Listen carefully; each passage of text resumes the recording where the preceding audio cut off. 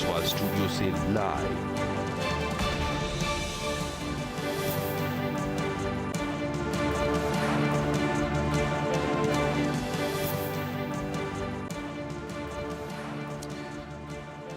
नमस्कार, सीएनबीसी आवाज मोतीलाल ओसवाल स्टूडियो में आपका स्वागत है। भारतीय मार्केट में शानदार रिकवरी और बैंक निफ्टी खैर सुबह से बहुत शानदार तेजी में था, लेकिन निफ्टी में बहुत शानदार रिकवरी और मिड कैप में भी करीब करीब आधे से ज्यादा की रिकवरी। इन सब पर करेंगे बातचीत, लेकिन पहले हेडलाइंस।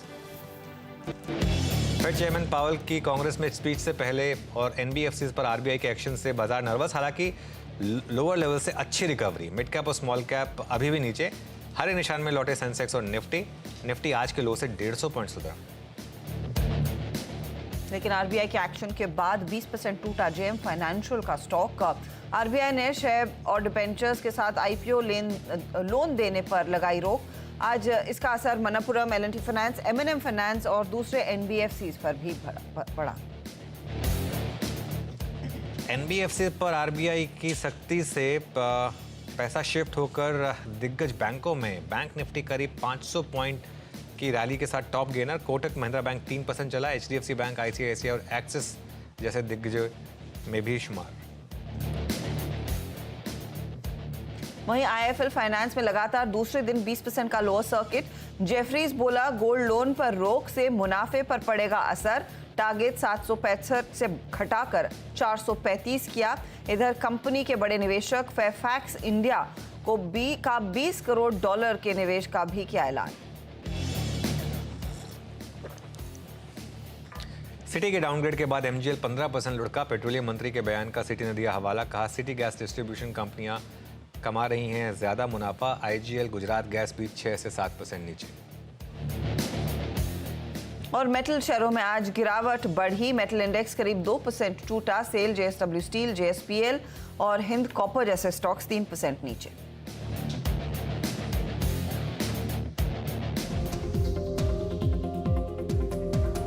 निफ्टी और लार्ज कैप अंडर वैल्यूड है, लेकिन मिड कैप और स्मॉल कैप बहुत ओवर वैल्यूड है। और कई मिड कैप और स्मॉल कैप, मुझे हैरानी नहीं होगी, ये साइकिल्स होती है मार्केट की, कई मिड कैप्स और स्मॉल कैप्स यहाँ से 40 से 60% गिर सकते हैं।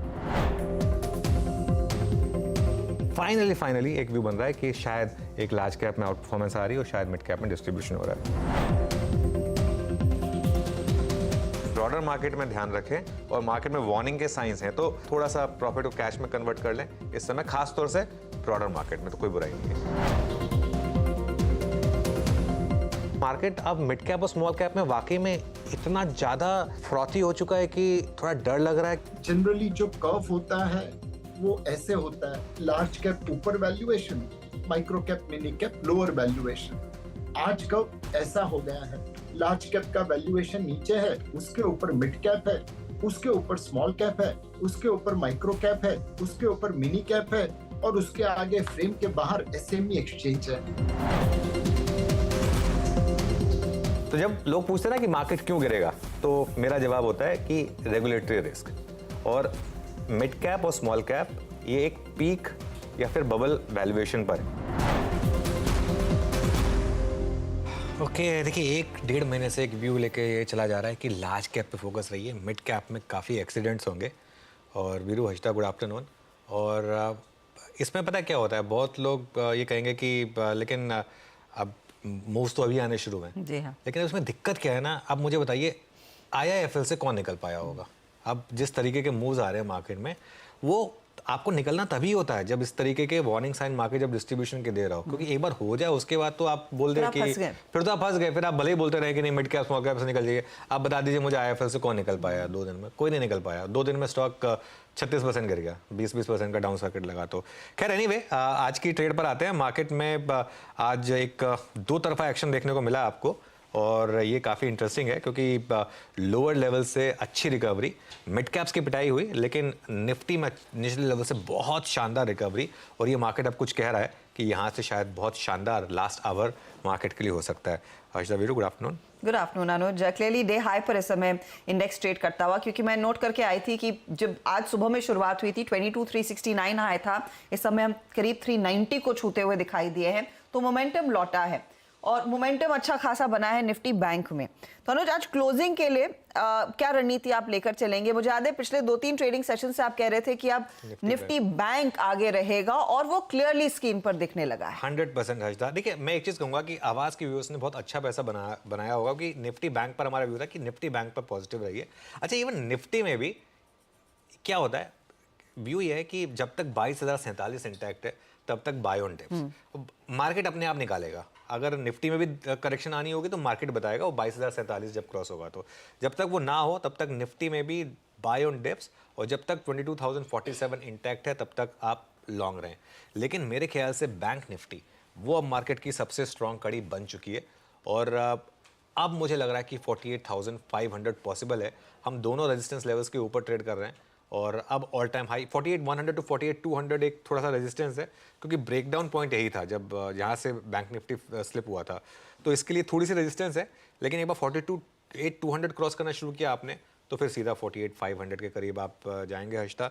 और ये मार्केट के लिए बहुत अच्छा होगा कि फाइनली बैंक्स पार्टिसिपेट कर रहे हैं। आप चाहे आप इसका रीज़न जो मर्जी जोड़ दें, NBFC में करेक्शन आई उसकी वजह से शायद बैंकों में पैसा आ रहा है। एक और चीज़ जो मैं नीरज जी को बता रहा था, हमारी मार्केट बहुत स्मार्ट है। ये डेजा वू की फीलिंग नहीं आ रही आपको? एक बार पहले भी ऐसा हुआ था जब यूएस में कोई बड़ा न्यूज़ आने वाली थी, हमने आखिरी के 1 घंटे में बहुत शानदार रिकवरी दिखाई थी। हाँ। क्यों? क्योंकि कल यूएस मार्केट कोलैप्स हुआ था कि पावल साहब पता नहीं क्या बोल देंगे, तो वो भी काफ़ी नेगेटिविटी प्राइसिंग करके जा रहा है। आज अगर बाई चांस पावल साहब ने कुछ पॉजिटिव बोल दिया ना, और अगर यूएस मार्केट चल गया आज, तो कल हमारी मार्केट की प्रॉब्लम क्या रही है? आईटी।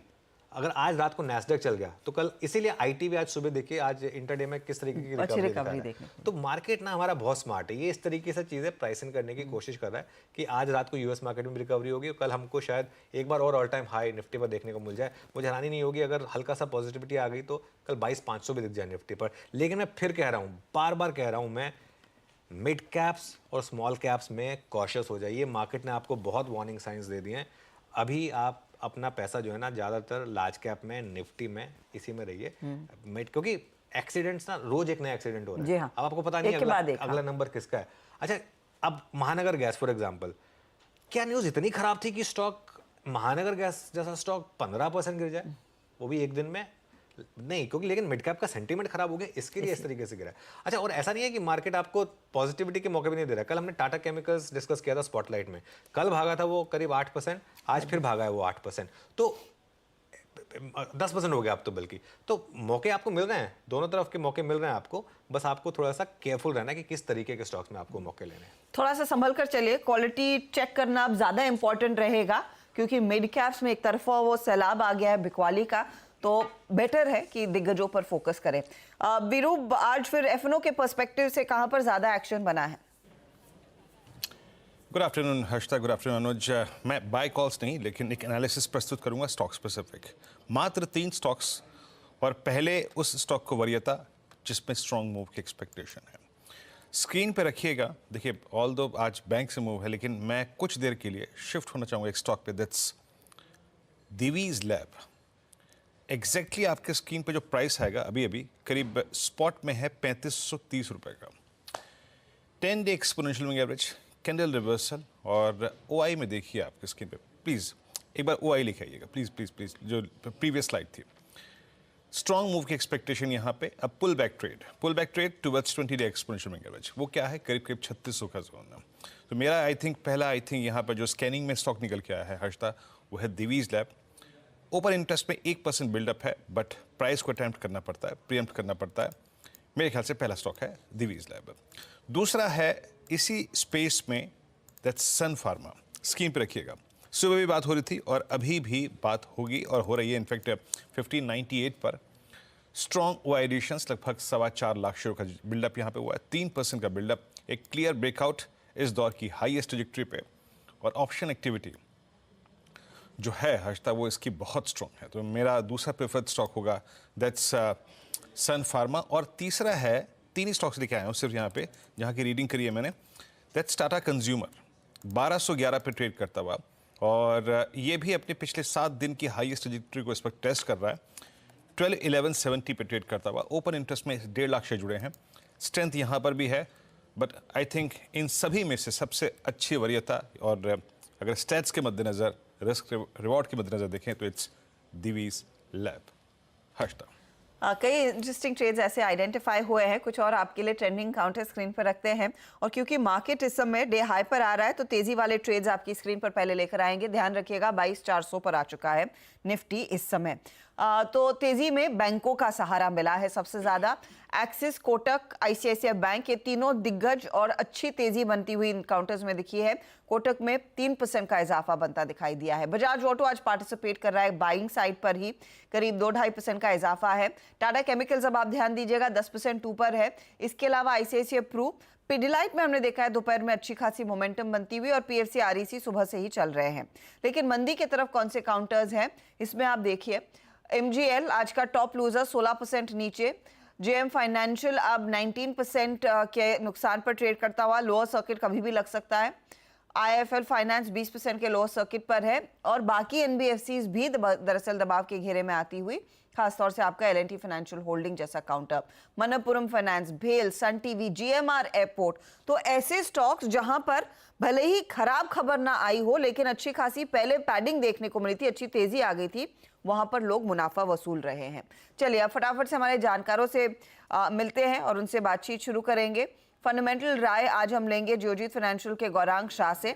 टेक्निकल कॉल्स के लिए हमारे साथ जुड़ रहे हैं प्रकाश गावा, मानस जायसवाल, राजेश सातपुते, चंदन तापड़िया, विकास सालुंखे और साथ ही अमित सेठ।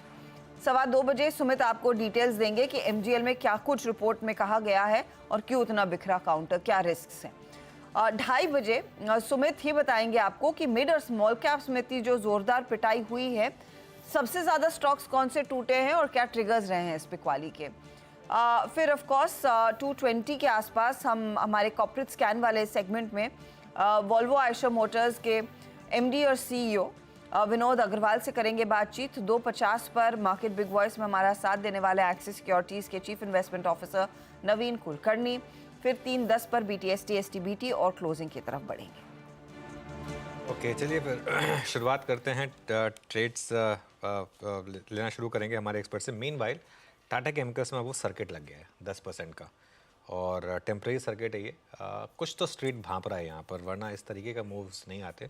ऑब्वियसली कल ये था हमारी स्पॉटलाइट में, और कल इसका हमने जिक्र इसलिए किया था कि इसका नाम भले ही टाटा केमिकल्स है, लेकिन इसका जो असली री रेटिंग प्ले है वो उसकी जो लिथियम बैटरी है उसकी वजह से है। और वो कल क्योंकि टाटा मोटर्स न्यूज़ में था, इसके लिए चला था कल, और आज इस तरीके से मूव आया 10% ऊपर, तो कुछ तो स्ट्रीट प्राइसिंग करने की कोशिश कर रहा है यहाँ पर।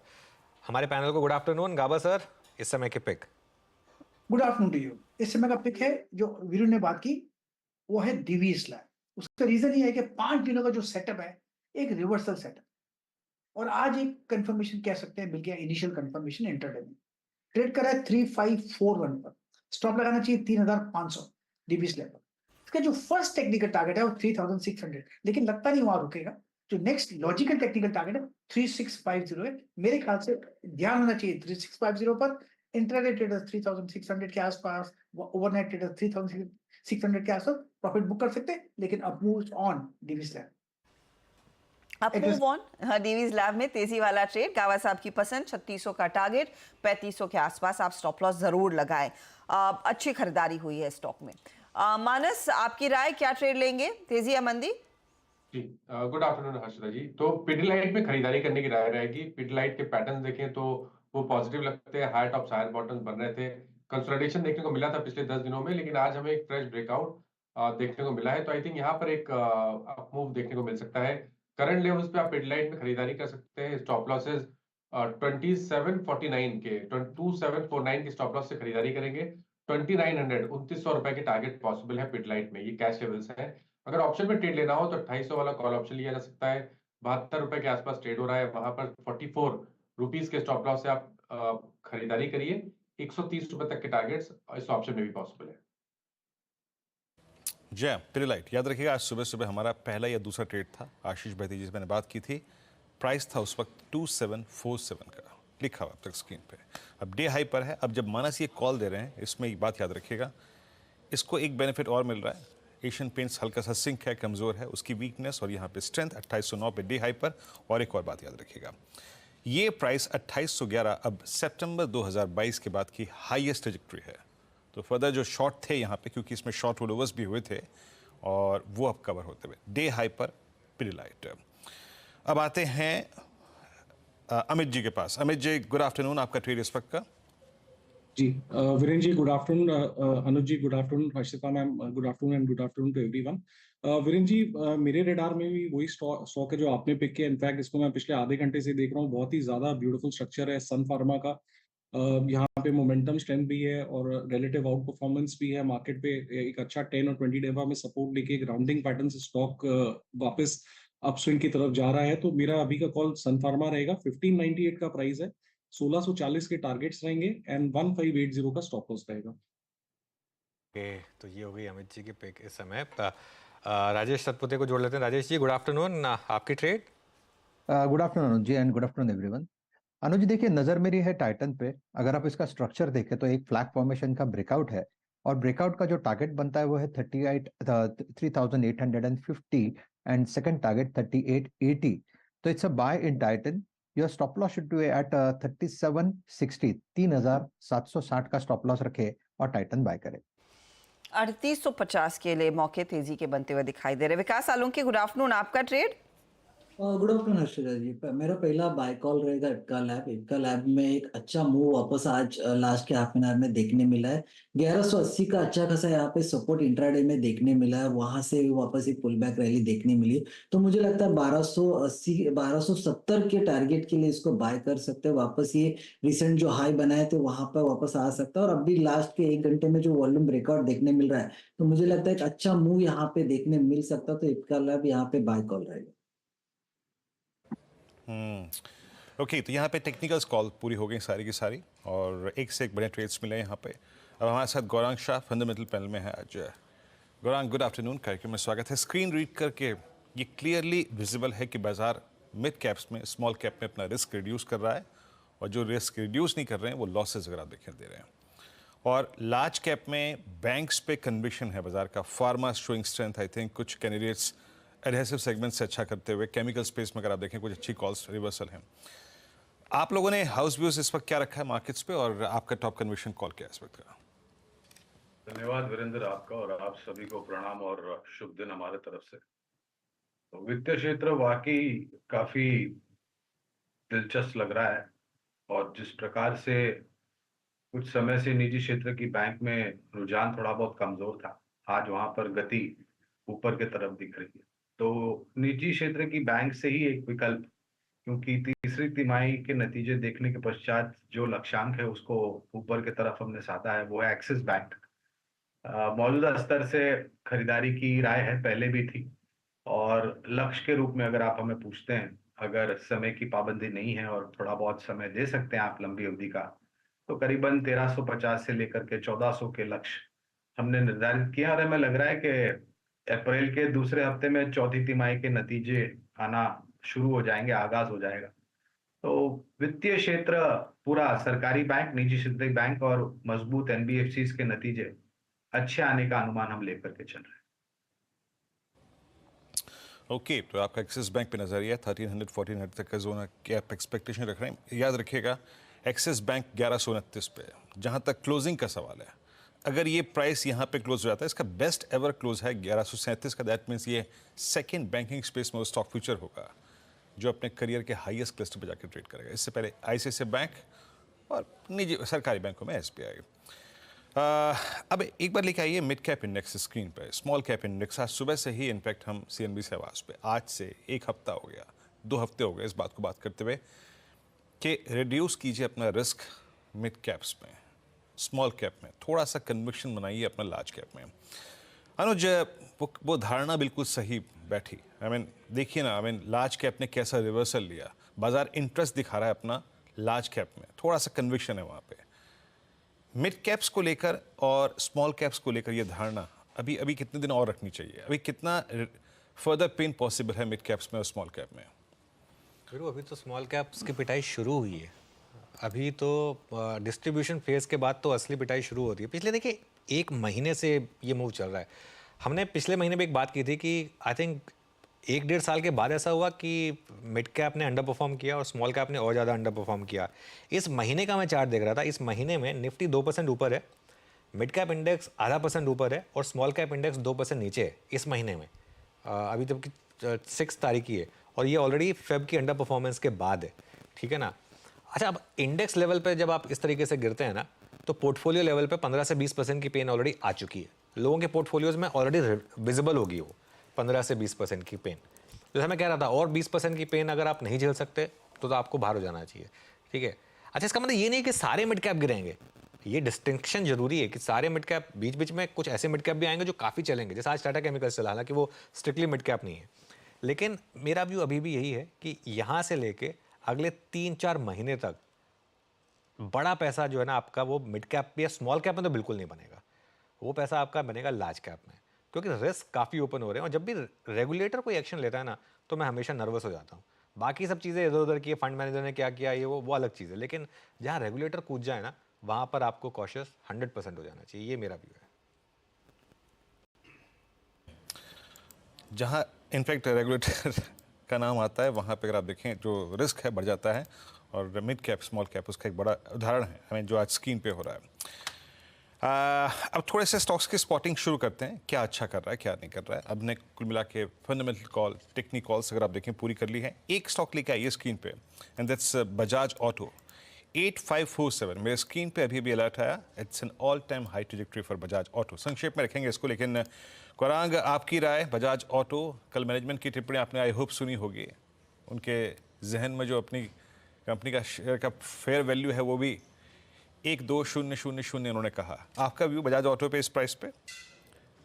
जी हाँ, बिल्कुल, मैं वो इंटरव्यू देख भी रहा था और बहुत ही दिलचस्पी से सुन भी रहा था। 10,000 का बायबैक का स्तर था, 100 में से 2 शेयर लिए जाएंगे। और जिस दिन ये घोषणा हुई थी तब अनुज भाई के साथ हम बात कर रहे थे, मेरे ख्याल से इसी शो में, और हमने स्पष्ट रूप से कहा था कि बायबैक में 2 शेयर क्या, 1 शेयर भी देने की जरूरत नहीं है, क्योंकि हमारी खरीदारी की राय है। और जब भाव ही आपका 7,500-8,000 का चल रहा हो, आप 10,000 का बायबैक कर रहे हो, तो कहीं ना कहीं मैनेजमेंट को बताया कि वास्तविकता में कंपनी के शेयर के दाम क्या है। तो खरीदारी की राय तब भी थी, आज की तारीख में। और एक बात कल जो उभर करके आई जब मैनेजमेंट बात कर रहे थे वीरेंद्र, तो वो थी एक्सपोर्ट मार्केट अब काफी दिलचस्प लग रहा है। और दिक्कत बजाज ऑटो की यही थी कि उनकी जो निर्भरता थी एक्सपोर्ट पर, मार्केट पर, और उन देशों में जहां पर परिस्थितियां थोड़ी कमजोर थी, अब वो धीरे धीरे करके सुधर रही हैं। तो एक्सपोर्ट मार्केट और साथ में स्थानीय मार्केट में जो इनकी मौजूदगी और मार्केट शेयर है, प्रोडक्ट ऑफरिंग है अक्रॉस डिफरेंट वर्टिकल, मेरे ख्याल से एक बहुत बेहतर विकल्प है। अगर आपका निवेश है तो बने रहे, नहीं है तो आप मौके ढूंढ सकते हैं खरीदारी करने की। ओके, तो एक अपॉर्चुनिटी क्लियरली बजाज ऑटो जैसे ट्रेड्स में बनेगी और अच्छा खासा मोमेंटम स्टॉक ने इस समय आपको कमा कर दिया है। वैसे तो कुछ तेजी वाले काउंटर्स की हम बात करेंगे आगे, लेकिन एक स्टॉक जिसको देखकर थोड़ा सा शॉक लगा, क्योंकि शायद बाजार को आभास नहीं था कि 16% तक का करेक्शन दिखाएगा। जी हाँ, मैं MGL की ही बात कर रही हूँ। एक तो सुबह में वो प्राइस कट की बात थी, करीब ₹2.5 प्रति केजी इन्होंने दाम काटे।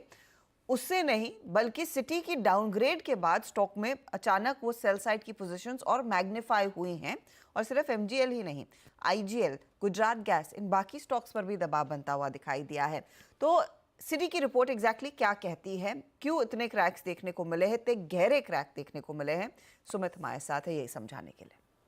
तो पूरे स्पेस के ऊपर ही ये इम्पैक्ट आ गया इस रिपोर्ट का। दरअसल इस रिपोर्ट में 2 इंपॉर्टेंट लाइंस बोली गई हैं जो पूरे सेक्टर के ऊपर इम्पैक्ट कर रही हैं। पहले शुरुआत करते हैं इस टारगेट्स के साथ, जो कि बहुत बड़ा रिवीजन नहीं है।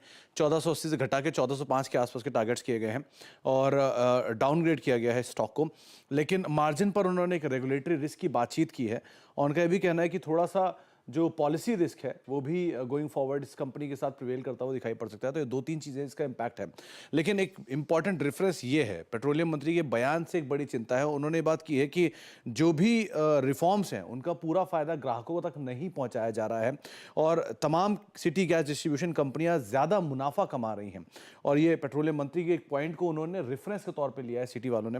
और कंज्यूमर के फ़ायदे को लेकर कई सारे कदम उठाने की बातचीत भी पेट्रोलियम मिनिस्टर ने की है। तो क्योंकि यहाँ पे फर्दर ग्राहकों को पास ऑन नहीं हो रहा है प्रॉफिट, ये बात को मार्केट्स ने बहुत डीपली लिया और उसका एक इम्पैक्ट MGL पे तो है ही, साथ ही साथ गुजरात गैस और IGL पर भी इसका इम्पैक्ट आता हुआ दिखाई पड़ रहा है। तो मेजरली ये रिपोर्ट तो महानगर गैस के लिए थी, लेकिन जो बिटवीन द लाइंस है उसका एक इम्पैक्ट तमाम सेक्टर के ऊपर आपको दिखाई पड़ेगा। इसीलिए आज हैवी सेल ऑफ के बीच में पूरा सेक्टर कामकाज करता हुआ दिखाई पड़ रहा है।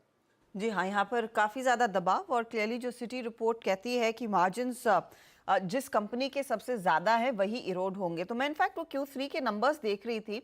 MGL का EBITDA पर SCM सबसे ज़्यादा है बाकी पियर्स के मुकाबले, जहां MGL एंजॉय करता है EBITDA पर SCM 13.5 रुपीज़, बाकी दो 7, जिसमें IGL 7 साढ़े 7 पर है और गुजरात गैस करीब 5 के आसपास है। और मार्जिन्स के लिहाज से भी MGL के मार्जिन्स छप्पर छू रहे हैं, नेली 30% के मार्जिन थर्ड क्वार्टर में थे, जहां पर IGL और गुजरात गैस 16 और 10% रिस्पेक्टिवली दिखा रहे हैं। आई एम श्योर आपने भी ये रिपोर्ट और ये रिएक्शन देखा है। गौरांग, क्या मेजर कंसर्न्स उभर कर आएंगे? क्या कुछ मुनाफा वसूली करने का टाइम आ गया, ये सिग्नल है सरकार की तरफ से? थोड़ी बहुत कमजोरी है जिस प्रकार की खबरें हैं हर्षदा, इसमें कोई दो राय नहीं है। और अगर आपने छोटी मध्यम अवधि में निवेश किया तो आप उसके अनुसार कामकाज कर सकते हैं, लेकिन अगर लंबी अवधि का नजरिया, तो हमारा ये मानना और आकलन है कि जैसे जैसे डिस्ट्रीब्यूशन पाइपलाइन बढ़ती जाएगी वैसे वैसे जो मांग है वो बढ़ती जाएगी। वॉल्यूम ग्रोथ बहुत शानदार तरीके से ऊपर जाने की पूरी संभावना हमें दिखाई दे रही है। तो हम तो फिलहाल Gujarat gas, MGL, IGL, Petronet, LNG जैसी जो कंपनियां हैं वहां पर अपनी खरीदारी की राय बरकरार रख रहे हैं। और ये जो स्थिति देख रहे हैं या फिर बिकवाली देख रहे हैं, अगर कोई मौका चूक गया है निवेश करने का, तो ये इस नीचे के तरफ के दायरे का लाभ उठा करके हम लंबी अवधि के लिए निवेश की राय देंगे। डिप्स का फायदा उठाना है, ये बेसिकली आप कह रहे हैं। लेकिन अमित, ये डिप के आगे और डीपन होता दिखाई दे सकता है MGL के केस में? वो कौन सा लेवल होगा जहां पर थोड़ा सा चार्ट्स पर कंफर्ट है कि हाँ संभल जाएगा आज या फिर आगे की बिकवाली के बाद? देखिए, तो काफी शार्प सेल ऑफ है and apart from that sell off हम देख रहे हैं कि वॉल्यूम्स भी काफी हाई हैं। 100 EMA इसका लगभग 1284 के आसपास आ रहे हैं। 1250 से लेके 1300 के लेवल्स पे एक इसका सपोर्ट जरूर है। लेकिन जिस हिसाब से आज की कैंडल बनी है और जिस हिसाब से वॉल्यूम्स है, वहां पे जाके मैं 102 दिन इसको वेट करूंगा। ओनली स्टॉक स्टेबलाइजेस तब वहां पे कुछ सोचा जा सकता है, बट फिलहाल इसे अवॉइड करना चाहिए। दूर रहे, खरीदारी के बारे में आप सोच सकते हैं लेकिन वो एक्शन ना ले, क्योंकि आगे कुछ और गिरावट के संकेत बनते दिखाई दे रहे हैं। वीकनेस बेसिकली आज के सेल ऑफ के बाद अच्छी खासी आ गई है। लेकिन कुछ ट्रेड्स जो इस समय अब हर टिक के साथ अपनी पोजीशंस को और मजबूत कर रहे हैं, जो पिछले कुछ 2-3 दिनों में नजर भी आया है। इंश्योरेंस कंपनियां, पहले ये HDFC लाइफ में देखा गया, आज ICICI प्रू, इस घंटे आप गौर करेंगे तो SBI लाइफ में कुछ पोजीशन अचानक तेजी की बनती दिखाई दी है। SBI लाइफ 1% के ऊपर ट्रेड करता हुआ। मानस, इनमें से कोई ट्रेड जहां पर इस समय कुछ तेजी की जा सकती है, SBI या फिर ICICI प्रू? तो देखिए, ICICI प्रू में डेफिनेटली मेरे ख्याल से तो अभी भी तेजी करनी चाहिए, क्योंकि देखिए ये तो अगर हम वीकली चार्ट पे जाएंगे तो ये तो बिल्कुल फ्रेश ब्रेकआउट के लिए तैयार है। और अगर ये 572-73 के ऊपर सस्टेन करेगा तो कम से कम 610 तक के भाव देखने को मिल सकते हैं। तो यहाँ पर तो अभी भी खरीदारी करनी चाहिए। करंट लेवल पे आप खरीदारी कर रहे हैं तो स्टॉप लॉसेस 554 के नीचे लगाइए और टारगेट 600 के सेट करिए। ये तो यहाँ पर एक अच्छा खासा मोमेंटम साफ बनता हुआ दिखाई दे रहा है। गौरांग, आपकी राय क्या रहेगी? ये सरेंडर्ड पॉलिसी को लेकर कुछ एक कायदा बदलता हुआ दिखाई देगा, उसी की खूब चर्चा हो रही है। क्या आप आकलन कर पाए हैं कितना बेनिफिट होगा इन कंपनियों को? तो उस पर तो हमने गणित किया नहीं है हर्षिता, तो वो टिप्पणी या फिर आंकड़े मैं आपके सामने नहीं रख पाऊंगा। लेकिन दो चीज यहाँ पर बताना चाहूंगा। एक तो mid cap, small cap, micro cap में जिस तरह से बिकवाली हो रही है मूल्यांकन को लेकर के, दूसरी तरफ मेरे ख्याल से बाजार में ये प्रयास किए जा रहे हैं कि जिस क्षेत्र ने रुझान नहीं दिया है, मिसाल के तौर पर लाइफ इंश्योरेंस कंपनियां हो गई या फिर स्पेशलिटी और एग्रोकेमिकल्स हो गई, वहां पर मेरे ख्याल से लोग अब थोड़ा बहुत ध्यान देना चाहेंगे और अच्छी कंपनियों में निवेश करने का प्रयास होगा। हमें चारों ही कंपनियां पसंद आती हैं, HDFC life, SBI life, LIC और ICICI प्रूडेंशियल लाइफ, बुनियादी तर्क के आधार पर। अपॉर्चुनिटी क्लियरली यहाँ पर बनती हुई दिखाई दे रही है। लाइफ इंश्योरेंस स्टॉक्स और खासतौर से ICICI प्रू, SBI लाइफ, ये कुछ दरअसल आगे बढ़ रहे हैं खरीदारी के अनशन में बनते हुए। चलिए अब थोड़ा सा गियर शिफ्ट करके आते हैं कॉर्पोरेट स्कैन पर, और आज फोकस में है आयशर मोटर्स। दरअसल फरवरी की जो बिक्री के आंकड़े आए हैं वहां पर हमने देखा है मंथ ऑन मंथ इंप्रूवमेंट देखने को मिली है। जनवरी में जहां पर 7066 गाड़ियां बेची थी, इस महीने 7424 गाड़ियां कंपनी बेचती हुई दिखाई दी है। इनफैक्ट दिसंबर का महीना था जहां पर ये 8000 गाड़ियां भी बेच चुके हैं। तो मंथ ऑन मंथ अगर आप देखें, ये 7 से 8,000 के दायरे में ही ट्रेड सेल्स आती हुई दिखाई दी है। इसी पर एक पर्सपेक्टिव ले लेते हैं। हमारे साथ इस समय जुड़ रहे हैं कंपनी के कमर्शियल व्हीकल के एमडी और सीईओ विनोद अग्रवाल। अग्रवाल साहब, स्वागत है आपका। एक अगर मुझे एक अंदाजा दे सके कि कितनी डिमांड की पिकअप होने के आसार बनते दिखाई दे रहे हैं, क्योंकि नॉर्मली यही कहा जाता है कि अगर सीवी सेल्स में इजाफा है तो रफली ओवरऑल इकोनॉमी के लिए भी एक बहुत अच्छी ग्रोथ की साइन है। सबसे पहले आपको मैं ये बताना चाहूँगा कि जो फंडामेंटल फैक्टर्स हैं, जैसे जीडीपी ग्रोथ अभी आया है क्वार्टर 3 का 8.4%, तो ये फंडामेंटल फैक्टर्स बहुत पॉजिटिव हैं इकोनॉमी के लिए। और जब इकोनॉमी अच्छी होती है तो ऑटो इंडस्ट्री और खासकर कमर्शियल व्हीकल इंडस्ट्री अच्छी चलती है। परंतु अगर आप पिछले 2 महीने के आंकड़े देखते हैं तो मार्केट में जितना हमारा एक्सपेक्टेशन था, इंडस्ट्री उससे थोड़ी सी कम रही है। अब उसको अगर हम एनालाइज करते हैं तो उसका जो मेजर रीजन यही निकल के आ रहा है कि पिछले साल जो क्वार्टर 4 था, जो जनवरी टू मार्च 2023 था, उसमें इंडस्ट्री काफ़ी स्ट्रॉन्ग थी, क्योंकि प्री बाइंग भी हो रहा था। BS6 OBD2 नॉर्म्स एप्लीकेबल हो गए थे 1 अप्रैल 2023 से, तो उसके कारण से जो बिक्री थी वो थोड़ी ज़्यादा थी। तो जब हाई बेस जो बना हुआ था पिछले साल का, उसके साथ अगर कंपेयर करते हैं तो थोड़ा लगता है इंडस्ट्री डाउन है। परंतु मेरे विचार में ऐसा कोई फंडामेंटल रीजन नहीं है जिसके कारण से हमें कोई कंसर्न हो। तो इंडस्ट्री थोड़ी सी एक्सपेक्टेशन से कम है, परंतु आई थिंक ये लग रहा है कि ये शॉर्ट टर्म होगा और ये ठीक हो जाएगा। और अगर आप हमारी परफॉर्मेंस देखते हैं तो even though 3.5 ton and above की इंडस्ट्री जो है कमर्शियल व्हीकल इंडस्ट्री, ओवरऑल पिछले महीने में थोड़ी ड्रॉप ही करी थी।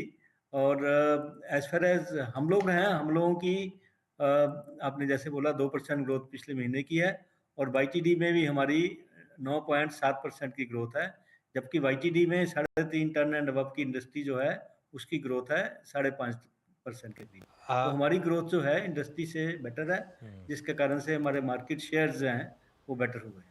अग्रवाल जी, गुड आफ्टरनून। तो आप ये कह रहे हैं कि अभी सीवी साइकिल में कोई दिक्कत है नहीं वैसे, और यहाँ से क्या विजिबिलिटी है आपको जो पिछले साल लग रहा था एक? बिल्कुल, विजिबिलिटी तो अच्छी है, और ओवरऑल तो अभी अगर आप YTD भी देखते हैं तो कमर्शियल व्हीकल इंडस्ट्री में 5.5% ग्रोथ है 3.5 टन एंड अबव में, और उसमें खासकर जो बसेज है, बसेज में 31% की ग्रोथ है। और हैवी ड्यूटी ट्रक्स में भी अभी ग्रोथ ही चल रही है YTD, अराउंड 7% के करीब ग्रोथ है।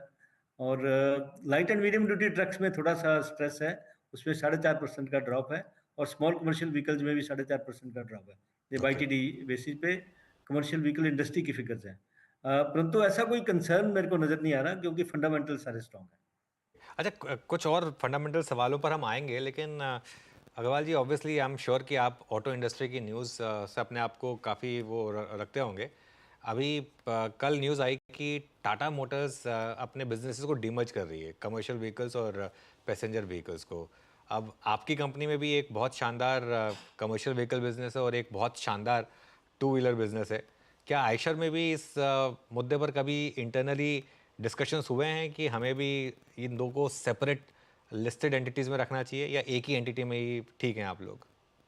देखिए, हमारी जो है वो सिचुएशन डिफरेंट है, क्योंकि जो वी कमर्शियल व्हीकल्स है ये एक जॉइंट वेंचर कंपनी है, जिसमें हमारे 2 पार्टनर्स हैं, आयशर मोटर्स और वोल्वो ग्रुप, और दोनों पार्टनर्स जो हैं वो सेपरेटली लिस्टेड हैं।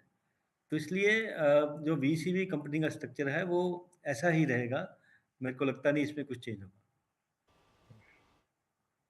ओके विनोद जी, पिछले साल की तुलना में, या फिर मैं कहूँ लास्ट 6 महीने से पहले, एक चीज़ जो कि भारतीय ऑटो कंपनियों के परिप्रेक्ष्य में अच्छी नहीं थी, वो थे एक्सपोर्ट्स मार्केट। आपके लिए इस बार फिर भी स्थिति ठीक है। एक्सपोर्ट्स मार्केट कैसे देख रहे हैं आप अगले 1-2-3 महीनों के लिए? वहाँ स्थिति कैसी है इस वक्त?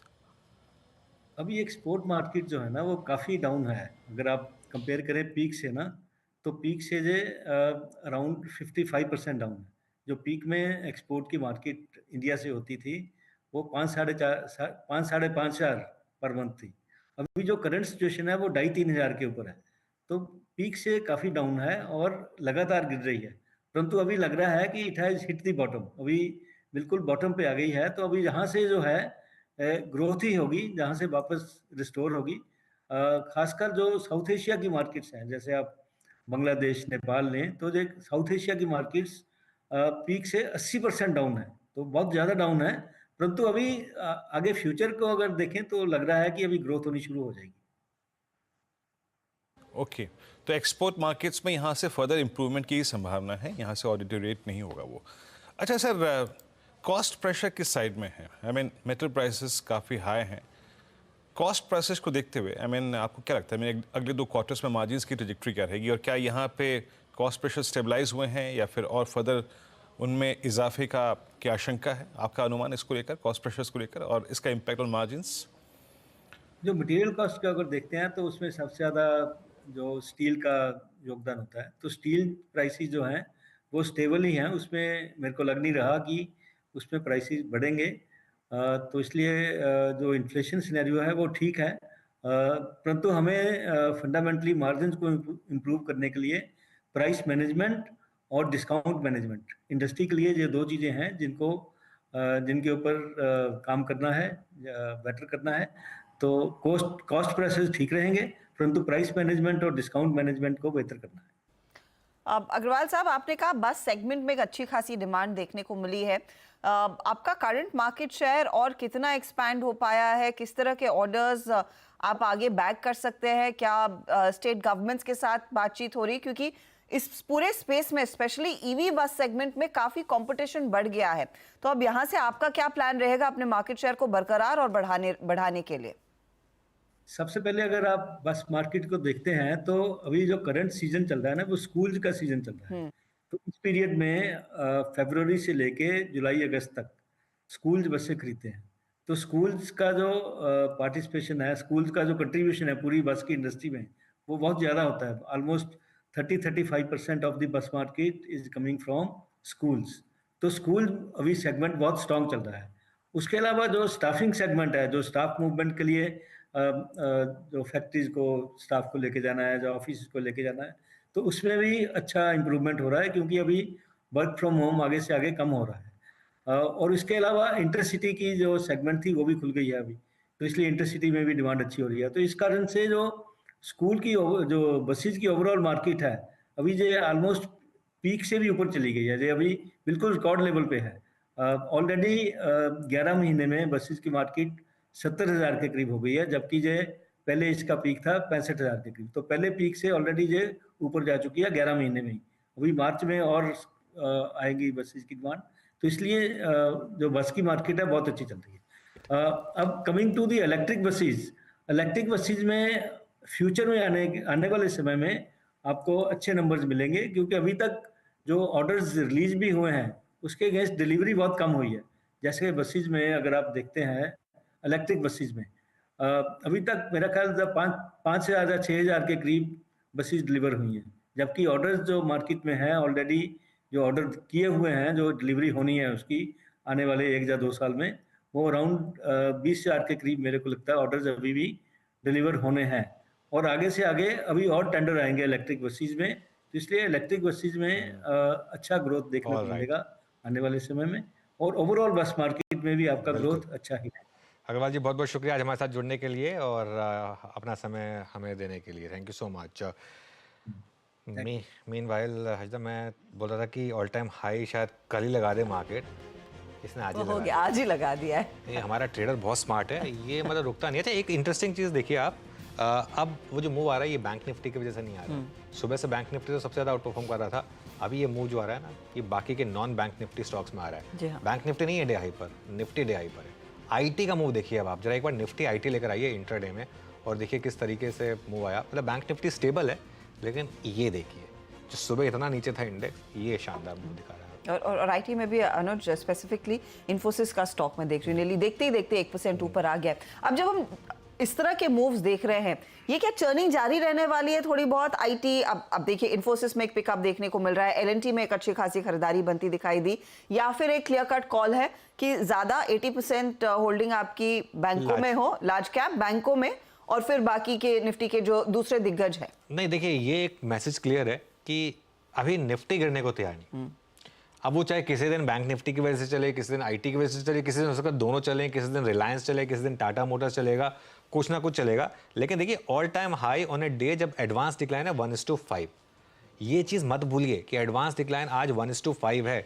आप गली में लोगों से पूछिए कि आज मार्केट ऑल टाइम हाई लग रहा है क्या, आपका पोर्टफोलियो आज ऑल टाइम हाई लग रहा है क्या, वो कहेंगे नहीं मेरा पोर्टफोलियो 15 दिन पहले ना इससे 20% ज़्यादा ऊपर था। एग्जैक्टली तो वो हो क्या रहा है, इसको बोलते हैं क्लासिकल इंडेक्स मैनेजमेंट, डिस्ट्रीब्यूशन, जो मर्जी कह लीजिए आप, कि लार्ज कैप चल रहे हैं, लार्ज कैप नहीं कर रहे, कोई ना कोई स्टॉक आके संभाल लेता है लार्ज कैप को, लेकिन मिड कैप में दिक्कत है, ठीक है ना। तो ये मेरे ख्याल से कुछ टाइम के लिए मार्केट में रहने वाला है। इसीलिए मैं कह रहा हूँ अगर आपको रहना भी है ना लार्ज कैप में, कंफर्ट है एटलीस्ट लार्ज कैप में, क्योंकि वैल्यूएशन कंफर्ट है यहाँ पर। क्या अगले 5-10 दिनों में फिर हम वो फंड्स की तरफ से भी पैसा शिफ्ट होते देखेंगे लार्ज कैप में, जो अच्छा खासा मिड कैप में बनाया हुआ है? नहीं, कुछ ने तो ऑलरेडी कर दिया है। इसमें दिक्कत क्या है ना आशिता, फंड को तो पैसा वहीं लगाना है ना जो मैंडेट है। अब जैसे पैसा जो है वो पिछले साल का मैं देख रहा था, स्मॉल कैप में 44,000 करोड़ आया था, मिड कैप में कुछ 22,000 करोड़ आया था, लार्ज कैप में आउटफ्लो था। तो फंड मैनेजर बेचारा क्या करे, फंड मैनेजर को भी तो वो मैंडेटेड जो है, अगर उसने वो स्मॉल कैप का फंड बनाया तो वो उसको सेबी डिफाइंड वो जो क्राइटेरिया है उसी में तो इन्वेस्ट करना है ना। हाँ, ये एक अच्छी चीज होगी कि उस क्राइटेरिया में small cap, literally small cap नहीं कही तो लार्ज कैप स्टॉक भी स्मॉल कैप बन चुके हैं, तो उस हिसाब से उनके पास एक एडवांटेज है। लेकिन हाँ, ये कुछ म्यूचुअल फंड को शायद थोड़ी सी कैश कॉल्स भी लेनी पड़ेंगे इस समय, लेकिन लार्ज कैप में अभी भी कोई दिक्कत नहीं है। निफ्टी लगातार न्यू हाई बना रहा, तो ये मार्केट ऐसी है जिसमें आपको निफ्टी में तो पॉजिटिव साइड ही ट्रेड करना है जब तक मार्केट आपको बाहर ना निकाले। जैसे उस दिन जेक्स कर रहे थे ना, अनकंफर्टेबल ट्रेडिंग में ही पैसा बनता है। भले ही अनकंफर्टेबल हो आप, लेकिन पैसा बाय ऑन डिप्स पे ही बन रहा है इस समय निफ्टी और बैंक निफ्टी। और इनफैक्ट कुछ ही देर पहले हम SBI लाइफ की बात कर रहे थे, 1.5% ऊपर बाय द वे वो काउंटर आता हुआ। ICICI प्रू में ऑफ कोर्स वो मिड कैप साइड पर है, लेकिन अच्छी खासी तगड़ी तेजी बनती दिखाई दी है। इस समय अगर आप ध्यान दें कि इंडेक्स में सबसे ज्यादा तेजी कहां पर आई है, SBI लाइफ, इन्फोसिस के साथ आप विप्रो में भी नेशनल लेवल से अच्छी खासी रिकवरी देख रहे हैं, और LNT एक काउंटर है जहां पर हमने देखा है 0.5% तक के गेन्स बनते दिखाई दिए हैं। ये कुछ स्टॉक्स हैं जहां पर एक अच्छा खासा मोमेंटम साफ तौर से बनता हुआ दिखाई दिया है।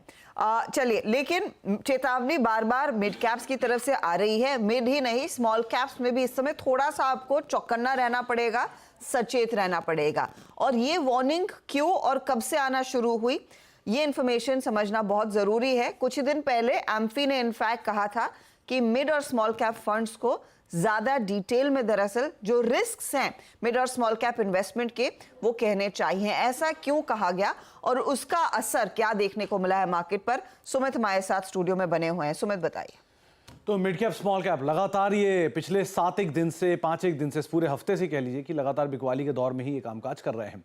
दरअसल 28 तारीख को ये खबर आई थी कि एम्फी की तरफ से एक वार्निंग इशू हुई थी कि जो म्यूचुअल फंड्स हैं उनको एडिशनल डिस्क्लोजर देना चाहिए, स्पेशली उन फंड्स को जो कि मिड कैप स्मॉल कैप में एक्सपोजर रखते हैं, क्योंकि मिड कैप स्मॉल कैप 40-50% तक चल चुके हैं। एक साल के दौरान स्मॉल कैप इंडेक्स करीब 64%, मिड कैप 53% चल चुका है। तो थोड़े वैल्यूएशन महंगे हैं, थोड़े नकदी को लेकर, थोड़े पोर्टफोलियो को लेकर एडिशनल डिस्क्लोजर देने की जरूरत यहाँ पर दिखाई पड़ रही है। इसीलिए कंसर्न रहने की बातचीत एम्फी की तरफ से आते हुए दिखाई पड़ी थी। उन्होंने चेताया था कि इस तरह की थोड़ी चीज़ें हैं तो इससे थोड़ा कॉशियस होने की ज़रूरत यहाँ पर ज़रूर आ गई है। और कई ऐसे फंड्स भी थे जिन्होंने अपना जो लंप सम इन्वेस्टमेंट है उनको रोक भी दिया था, जैसे मिसाल तौर पर कोटक, निपॉन, इन्होंने एक साथ जो लंप सम इन्वेस्टमेंट स्पेस को लेकर रोक दिया, फंड्स के नए इन्फ्लो लेने रोक दिए थे। तो इस तरह की कदम इसीलिए उठाए गए थे ताकि जो मिड कैप स्मॉल कैप का ओवर हीटेड सिनेरियो है वो थोड़ा उसको वो इनकैश ना करते हुए दिखाई पड़े। इसका इम्पैक्ट क्या हुआ? इम्पैक्ट ये है कि स्मॉल कैप शेयर है जो एक हफ्ते में ही टूटे इस वार्निंग या इस अपडेट के बाद से।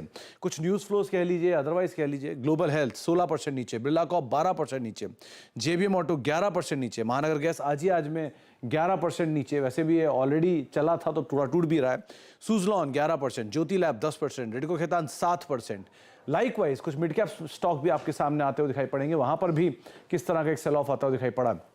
मिड कैप में कुछ नामों की अगर बात की जाए तो मैक्स हेल्थ केयर 14% के आसपास बिकवाली वहां पर, Fortis, RVNL, PB fintech, emphasis, ये कुछ ऐसे नाम हैं जहां पर एक सेल ऑफ आता हुआ दिखाई पड़ा। तो overall mid cap small cap में एक चेताया पहले ही गया था एम्फी की तरफ से, और उसका एक इम्पैक्ट भी आप देख रहे हैं कि लगातार मिड कैप स्मॉल कैप पिछले एक हफ्ते के दौरान ही 4 से 5% के आसपास वाइप आउट होते हुए दिखाई पड़े हैं। जी हाँ, हमने देखा है काफी ज्यादा क्लीनिंग हुआ है सिस्टम में, लेकिन देखते और पर्ज होगा या नहीं। बहुत बहुत शुक्रिया इस अपडेट के लिए सुमित। लेकिन कमिंग बैक टू इंडेक्स, क्योंकि वहीं पर पूरा एक्शन बन रहा है, देखते ही देखते अब 100 पॉइंट का इजाफा निफ्टी में 22,468 के लेवल्स पर ये ट्रेड आपको साफ देखने को एक चीज़ मैं कहूँगा इसमें, अब आपने अगर आज सुबह सुबह लिया है तो हाफ बुक कर लें, आज सुबह सुबह की ट्रेड लिया हाफ बुक कर लें, बाकी हाफ आप कैरी करें। लेकिन आज की ट्रेड ने एक और चीज़ आपको शानदार दे दी, एक फ्रेश स्टॉप लॉस दे दिया। अब तक हम 22,047 की बात कर रहे थे हर्षदा, अब हम आज के लो पे शिफ्ट हो जाएंगे 22,224। अब ट्रेलिंग स्टॉप लॉस को काम करने दीजिए। जैसे मैं कह रहा हूँ ना कि अब मार्केट ही आपको बाहर निकालेगा लार्ज कैप में से, निफ्टी में से अब आपको सिस्टम से बाहर, अब सिस्टम ही निकालेगा 22,224 2222 या तो वो मान लीजिए वो एक आपका एक सैक्रोसैंक्ट स्टॉप हो गया। और अगर तो कल जिस तरीके का सेटअप बन रहा है, हमारे पास फ्यूचर्स का डेटा हो अगर यूएस का, तो एक बार वो दिखा दीजिए। अगर कल बाई चांस मार्केट में एक और गैप अप मिल गया बिकॉज ऑफ ये यूएस मार्केट की तेज़ी से, तो 22,500 22,600 मतलब ये भी पॉसिबल है मार्केट में इस समय। और कल तो वीकली एक्सपायरी भी है निफ्टी की, तो ऑलरेडी काफ़ी कवरिंग फिर स्टार्ट हो जाएगी। आपने यूएस फ्यूचर्स का जो जिक्र किया अनुज, नैस्डैक फ्यूचर्स इशारा कर रहे हैं 100 पॉइंट ऊपर खुलेगा वो मार्केट, और डाउ में खुद करीब डाउ फ्यूचर्स 80 पॉइंट ऊपर ट्रेड करते हुए दिखाई देंगे। तो क्लियरली वहां पर भी एक्सपेक्टेशन है और हमारे पास वो पूरा मौका है उस एक्सपेक्टेशन पर ट्रेड लेकर जाने का, जो आपको स्क्रीन पर दिखाई दे रहा है। करीब 100 पॉइंट की तेजी इस समय साफ बनती दिखाई दे रही है। एक दो ट्रेड्स आपको दिखा देते, एक बार फटाफट से एलएनटी पर एक व्यू लेते हैं। विकास, खरीदेंगे क्या स्टॉक जो फिर मोमेंटम दिखा रहा है 3638 के लेवल्स पर? यहाँ पर भी एक अच्छा मूव पिछले 10 मिनटों में। जी अभी तो फिलहाल तो वेट करना चाहिए, क्योंकि जो आज लास्ट 3 से 4 ट्रेडिंग सेशन में हमने देखा है कि 3660 के आसपास जाके काउंटर को एक रेजिस्टेंस फेस हो रहा है। अगर ये वापस 3660 के ऊपर अगर निकलता है तो ही बाय करने की राय रहेगी, अदरवाइज थोड़ा सा वेट कीजिए ऊपर की साइड का ब्रेकआउट आने का। अगर नहीं आता है तो वापस इसी रेंज में ये ट्रेड करते हुए देखने मिलेगा, तो 3660 के ऊपर आता है तो ही बाय करने की राय रहेगी। ओके, एलएनटी पर आपका ये व्यू है। और इस बीच एक दो स्टॉक्स और लेके आइए जो कि एक बहुत स्ट्रॉन्ग मूव की तैयारी कर रहे हैं। देखिए दिवीज लैब का वो ट्रेड बेहद खूबसूरत रहा जो प्रकाश सर ने दिया था, करीब 3560 की ट्रैजेक्टरी तक गया, अच्छा मूव दिया। सन फार्मा 2 बजे की कमेंट्री में शामिल भी था, और अभी भी मैं 2 बजे जिक्र किया था इसका 1597 पे कॉल भी आई इस पर अमित जी की, और ना ये डे हाई पर 1605 पे ट्रेड कर रहा है। बट जैसे ये थे सन फार्मा में स्ट्रेंथ थी, ऑल टाइम हाई था। दिवीज लैब में पुल बैक ट्रेड था, लेकिन एक और स्ट्रेंथ वाला काउंटर है, दैट्स जायडस। मानस इसमें भी बहुत खूबसूरत सा ब्रेकआउट आ रहा है। आई मीन आईटी और फार्मा दोनों डिफेंसिव में से अच्छा मूव देते हुए 961 जायडस पे आपकी रीडिंग क्या कह रही है मानस? 6150 ये लीजिए, बात करते करते अच्छे स्विंग्स आ रहे हैं इसमें। 6295 तो देखिए बिल्कुल मैंने इसको शॉर्टलिस्ट करके रखा था कि अगर आज आप 4 का चौके हमें कुछ पूछते तो बिल्कुल यहाँ पर ही मेरा ट्रेड होता। तो खरीदारी करने की राय रहेगी। कंसोलिडेशन के बाद का ब्रेकआउट है, करंट लेवल्स पे खरीदारी करनी चाहिए 944 के स्टॉप लॉस से। आई थिंक अब आपको 1000 रुपए के टारगेट सेट करने हैं जायडस लाइफ में। ऑप्शन में भी आप ट्रेड ले सकते हैं, एट द मनी 960 वाला कॉल ऑप्शन ले सकते हैं। 32 रुपए पे ट्रेड हो रहा है, वहां पर आपको 22 रुपए के नीचे स्टॉप लॉस लगा के लॉन्ग साइड पे ट्रेड लेना है। आई थिंक इस ऑप्शन में आपको 55 रुपए तक के टारगेट देखने को मिल सकते हैं। ऑलराइट, मीनवाइल अब आप एक बार लेकर आइए जेएम फाइनेंशियल का शेयर। और कुछ हद तक सुबह एक रिलेटिवली बेटर प्लेस था ये आईएफएल से, क्योंकि आईएफएल में सर्किट लगा था 2 दिन, जेएम में सर्किट नहीं लगा था एटलीस्ट। लेकिन लोअर लेवल से ठीक ठाक रिकवरी इस समय इस स्टॉक में आपको दिखाई देगी। अब करीब 12.5% नीचे का। गौरांग सर ले क्या 83 में जेएम? अनुज भाई कवरेज नहीं, और मैं ऐसी परिस्थिति में हमेशा यही राय देता हूँ कि जब तक आपको पास स्पष्टीकरण नहीं आता है तब तक आपको उतावलापन नहीं करना चाहिए। ये कोई राय नहीं है, मैं खाली चौकन्ना करने की बात कर। 100% नहीं, बिल्कुल वो बात मान गया आपके मैं। एनीवे एक बार जरा, अच्छा मिड कैप भी रिकवर हो रहे हैं, ऐसा नहीं है कि मिड कैप इंडेक्स, मतलब इंडेक्स लेवल पर भी अब एक समय तो हम मेरे ख्याल से शायद 1000 पॉइंट के करीब डाउन थे मिड कैप इंडेक्स में, अब 350 पॉइंट ही नीचे रह गए। तो लोअर लेवल से यहाँ भी करीब 650, हाँ 700 ऑलमोस्ट पॉइंट की रिकवरी आने वाली है, 650 पॉइंट के करीब रिकवरी आने वाली है यहाँ पर। तो ये एक अच्छी रिकवरी इस समय मिड कैप्स में। और निफ्टी अब 100 पॉइंट ऊपर 22,456 पर, और बैंक निफ्टी करीब 500 पॉइंट ऊपर। निफ्टी आईटी को एक बार रिविजिट करेंगे, और एक बार पिडिलाइट को रिविजिट करेंगे। पिडिलाइट पे अच्छे मूव आए, पिडिलाइट माइनस ने कॉल दिया था, अब इस समय 3.5% ऊपर। सुबह आईसीआईसीआई प्रू था क्विक सिंगल्स में और ये भी स्टॉक आज एक अच्छा मूव दिखा रहा है, करीब करीब 3% ऊपर। और आज एक और सुबह स्टॉक था हमारी स्पॉटलाइट में, भारती एयरटेल। ये भारती एयरटेल लेकर आई है, 1200 की तैयारी हो रही है यहाँ पर। अमित सेठ जी, भारती एयरटेल फाइनली अब 1200 की तरफ बढ़ता हुआ, क्या नेक्स्ट टारगेट्स ओपन हो रहे हैं यहाँ? जी वीरेंद्र जी, इनफैक्ट कल ही इसमें ब्रेकआउट आया था फॉलोइंग ट्रेंड लाइन का, और इम्पोर्टेंट चीज ये है कि आज ये सेकंड डे अपने बॉलिंजर बैंड से एक्सपेंशन में क्लोज बाहर हो रहा है। तो यहाँ पे अभी एक्सपेंशन मूव स्टार्ट हुआ है। मुझे लगता है यहाँ पे आई वोंट बी सरप्राइज अगर 1250 से 1275 के भी टारगेट्स आ जाए अगले 5 से 10 दिनों में। लेकिन नियर टर्म के लिए वर्क करेंगे with stop loss of 1175 and target of 1230। Okay, चलिए तो अब एक काम करते हैं, 4 का चौका की शुरुआत करते हैं फिर। सबसे पहले सस्ता ऑप्शन लेंगे मानस आपसे, उसके बाद राजेश जी से एफएनओ सुपरस्टार, देन अमित सेठ चार्ट का चमत्कार तैयार रखिए, और गुरांग सर आपके पास आएंगे मिड कैप फंडा के लिए। मानस बताइए क्या ट्रेड पिक किया? देखिए, और सस्ता ऑप्शन के लिए टाइटन के 3800 के कॉल ऑप्शन में खरीदारी करने की राय रहेगी। 3800 का जो कॉल ऑप्शन है वो 90 रुपए पे ट्रेड हो रहा है। इस ऑप्शन में आप करंट लेवल्स पे खरीदारी कर सकते हैं। स्टॉप लॉस 69 के नीचे रहेंगे, लेकिन इस ऑप्शन में 140 रुपए तक के टारगेट देखने को मिल सकते हैं। टाइटन में एक फ्रेश ब्रेकआउट कंसोलिडेशन के बाद देखने को मिला है। ओके, 3800 का टारगेट यहाँ पर आप लेकर चले। टाइटन में एक अच्छा मौका तेजी का बना है और आप 90 के आसपास खरीदेंगे। 100 के ऊपर जाने के पूरे चांसेस यहाँ पर बनते दिखाई दे रहे हैं। ये है पहला ट्रेड। राजेश जी बताइए एफएनओ सुपरस्टार। हर्षदा जी देखिए, एफएनओ सुपरस्टार के लिए मुझे लगता है लार्सन एंड टुब्रो बेटर होगा। सेम पैटर्न है टाइटन जैसा ही, फ्लैग फॉर्मेशन पे खड़ा है, तो it's a buy in LNT. Stop loss जो होगा वो रहेगा करीबन 3630 का स्टॉप लॉस रखेंगे, और जो टारगेट सेट करेंगे वो रहेगा 3720 का। ओके, राजेश सतपुत्र जी का ट्रेड हो गया एलएनटी, अभी डिस्कस ही हुआ था। चार्ट के चमत्कार के लिए चलते हैं अमित जी के पास। अमित जी क्या पिक कर रहे हैं आप? जी वीरेंद्र जी, मैं बैंक ऑफ बड़ौदा के साथ जाना चाहूंगा। आज सुबह से इसमें स्ट्रेंथ देख रहे हैं, नीचे लेवल से एक अच्छी स्ट्रॉन्ग विक वाली कैंडल भी देख रहे हैं। स्टॉक ऑलमोस्ट 52 वीक हाई पे, और आज के सत्र में वॉल्यूम्स भी काफी स्ट्रॉन्ग है इसमें।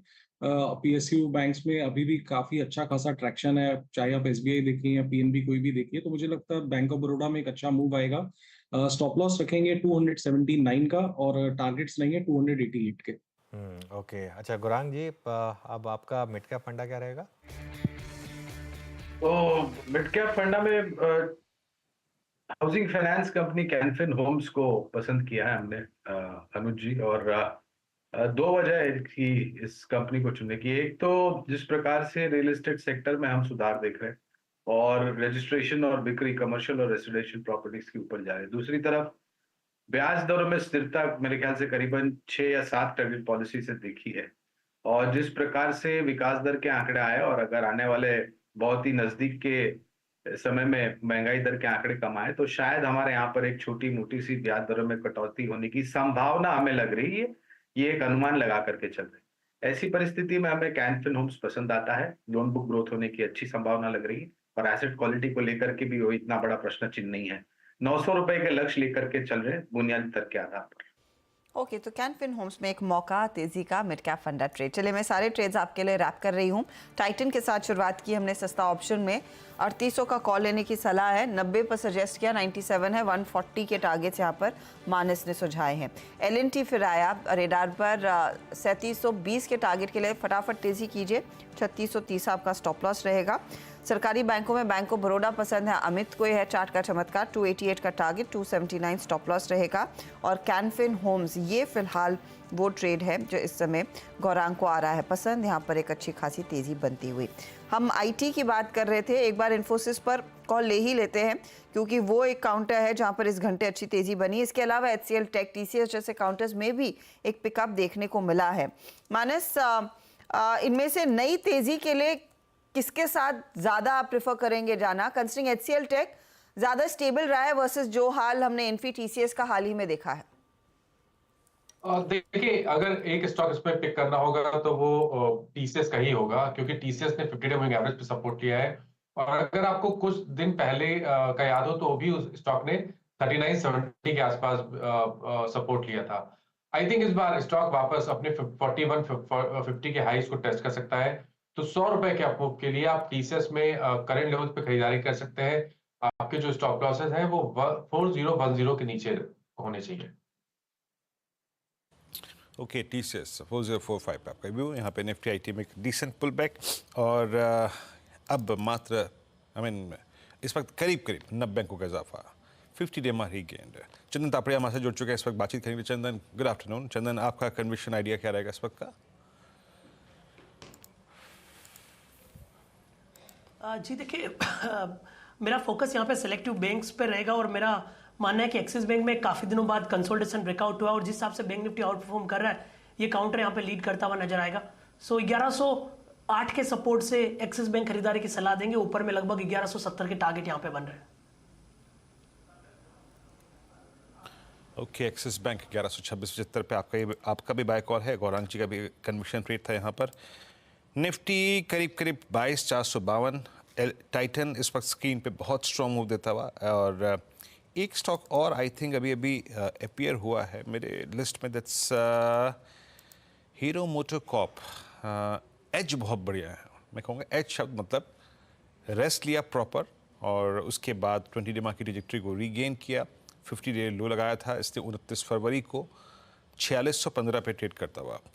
एक बार प्रकाश सर जरा लेवल्स को देखिएगा। Hero MotoCorp 4617, cooling of required जो थी वो हो चुकी थी मेरे ख्याल से फरवरी थर्ड वीक में और फरवरी लास्ट वीक तक आते आते।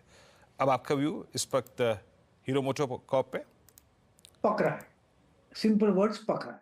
एक डाउन मूव था, अप मूव मिला, पॉज मूव पे पकड़ा है। अप मूव मिलना चाहिए हीरो मोटर्स में।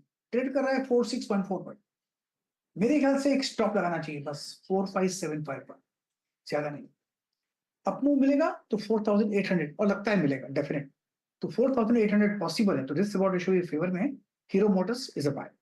Okay, Hero Motors is a buy. चलिए अब एक काम करते हैं, अब चलते हैं आज के हमारे मार्केट एक्सपर्ट के पास। एक्सिस सिक्योरिटीज़ के CIO नवीन कुलकर्णी जुड़े हमारे साथ। नवीन जी, गुड आफ्टरनून। क्या मिड कैप स्मॉल कैप में अब क्लियरली वो जो हम काफ़ी समय से डिस्कस कर रहे थे कि शायद थोड़े से बबल्स बन रहे हैं, क्या अब मार्केट उसके मतलब उसके हिसाब से एक्ट कर रहा है? क्या अब वार्निंग आ रही है कि अब आप मिड कैप और स्मॉल कैप में थोड़ा अगर लाइट हो जाएंगे तो बेटर रहेगा? हाँ, क्लियरली। सो जहाँ तक mid caps small caps, specially small caps का सवाल है, क्योंकि मिड कैप्स भी अभी देखेंगे उनका मार्केट कैपिटलाइजेशन काफी बड़ा हो चुका है, तो स्मॉल कैप्स का जो स्पेस है जहाँ पे एक्चुअली कंसर्न्स इलिक्विडिटी के आते हैं, तो वहाँ पे जो करेक्शन आना था वो आना चालू हुआ है। एंड जिस तरीके से चेंजेस आ रहे हैं एंड फंडिंग के इश्यूज भी आ रहे हैं, जैसे ब्रोकर के फंडिंग बुक्स काफी हद तक फुल है और इंक्रीमेंटल फंडिंग मिलना भी मुश्किल हो रहा है, तो उस हिसाब से एक टेक्निकल करेक्शन आना स्मॉल कैप्स में काफी हाई प्रोबेबिलिटी इवेंट था और वो अभी आ रहा है। और ज्यादातर स्मॉल कैप्स में होता ये है कि लिक्विडिटी ड्राई अप बहुत क्विकली हो जाती है, तो उस हिसाब से करेक्शन बहुत तेजी से आती है। तो अगर आप देखेंगे आज सुबह भी काफी mid cap small cap stocks थे वो 10% डाउन हो चुके थे, थोड़ा बहुत रिकवर किए हैं, but overall small cap correction का जो ट्रेंड है ये अभी मुझे लगता है कि थोड़े और दिन तक चलेगा, बट ये लॉन्ग टर्म ट्रेंड नहीं लगता है। I find this more to be a technical correction rather than a fundamental correction. Okay, but जैसा भी हो नवीन जी, ये जो करेक्शन है, जो पैसा एग्जिट कर रहा है इन स्टॉक्स पे से, ये 2-3 स्पेस जो कि लार्ज कैप में इसका पॉसिबल डेस्टिनेशन होंगे, वो क्या होंगे? क्या बैंक्स, और बैंक्स में भी क्योंकि PSU चल चुके थे और एक चेस करने के लिए स्पेस प्राइवेट बैंक्स में था, क्या वो, और स्पेशली अगर NBFCs में सॉफ्टनेस आती है तो भी क्या बैंक्स ही टारगेट रहेंगे? Ultimately your view on banks and specially on private banks.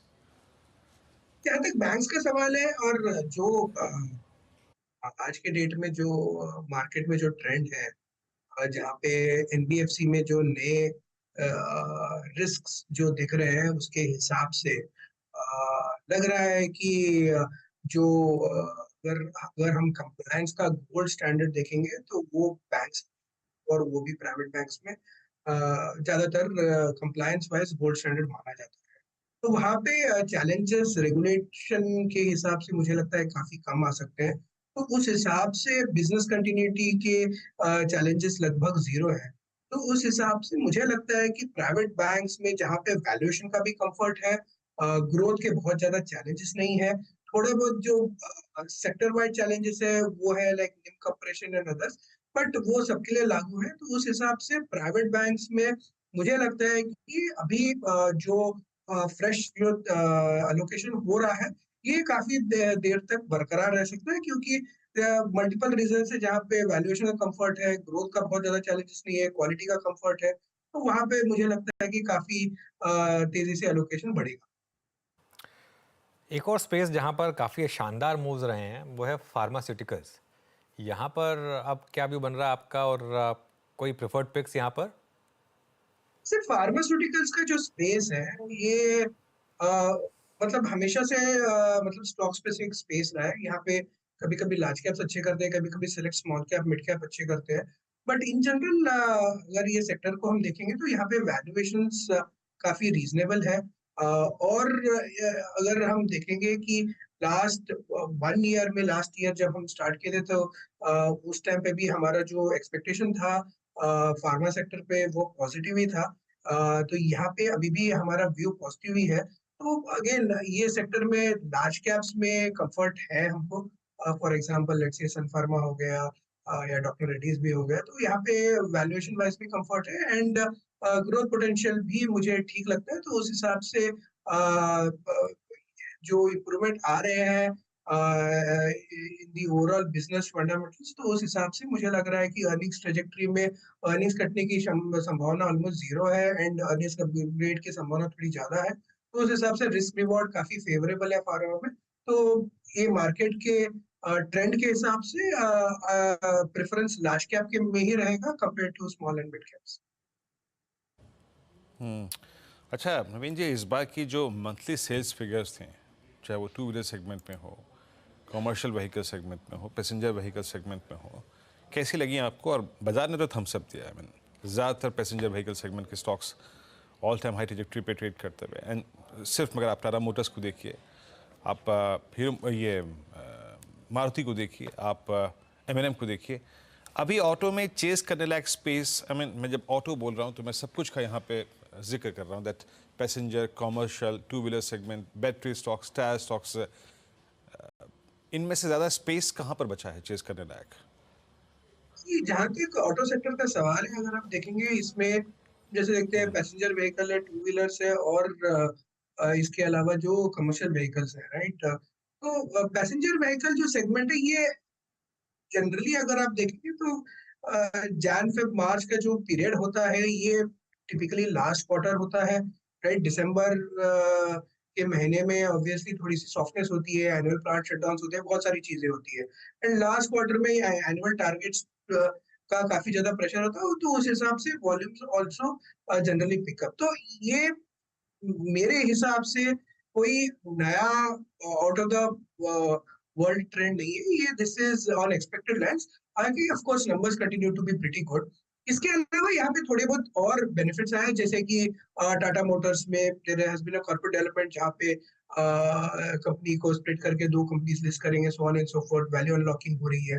तो वो इफेक्ट पूरे ऑटो सेक्टर पे भी आया हुआ है।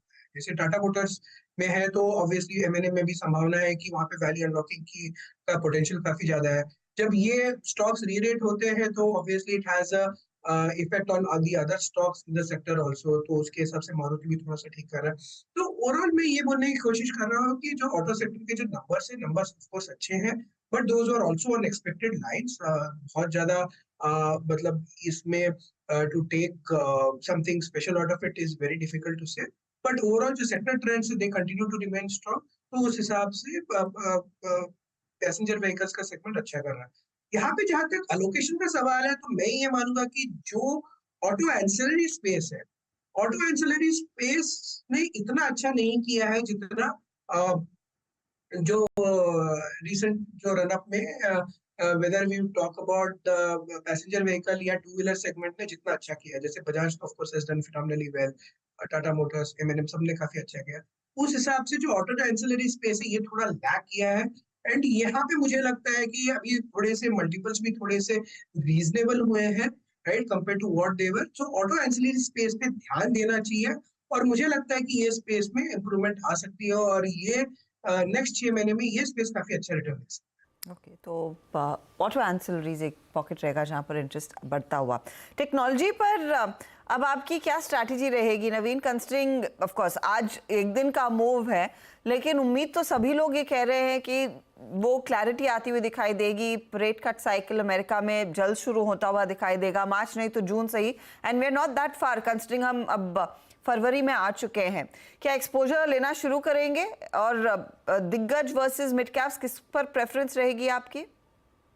जहां तक आईटी सेक्टर का सवाल है, वहां पे जो इन्वेस्टेबल कैंडिडेट्स जो वैल्यूएशन के हिसाब से बनते हैं वो दिग्गज ही लगते हैं, क्योंकि मिड कैप स्पेस काफी ज्यादा एक्सपेंसिव है और रहेंगे, लेकिन वहां पे वैल्यूएशन के चैलेंजेस मुझे लगता है कि थोड़े ज्यादा सीरियस हो गए than we were looking at. तो दिग्गज ऑफ कोर्स बेटर लगते हैं compare to small caps and mid caps.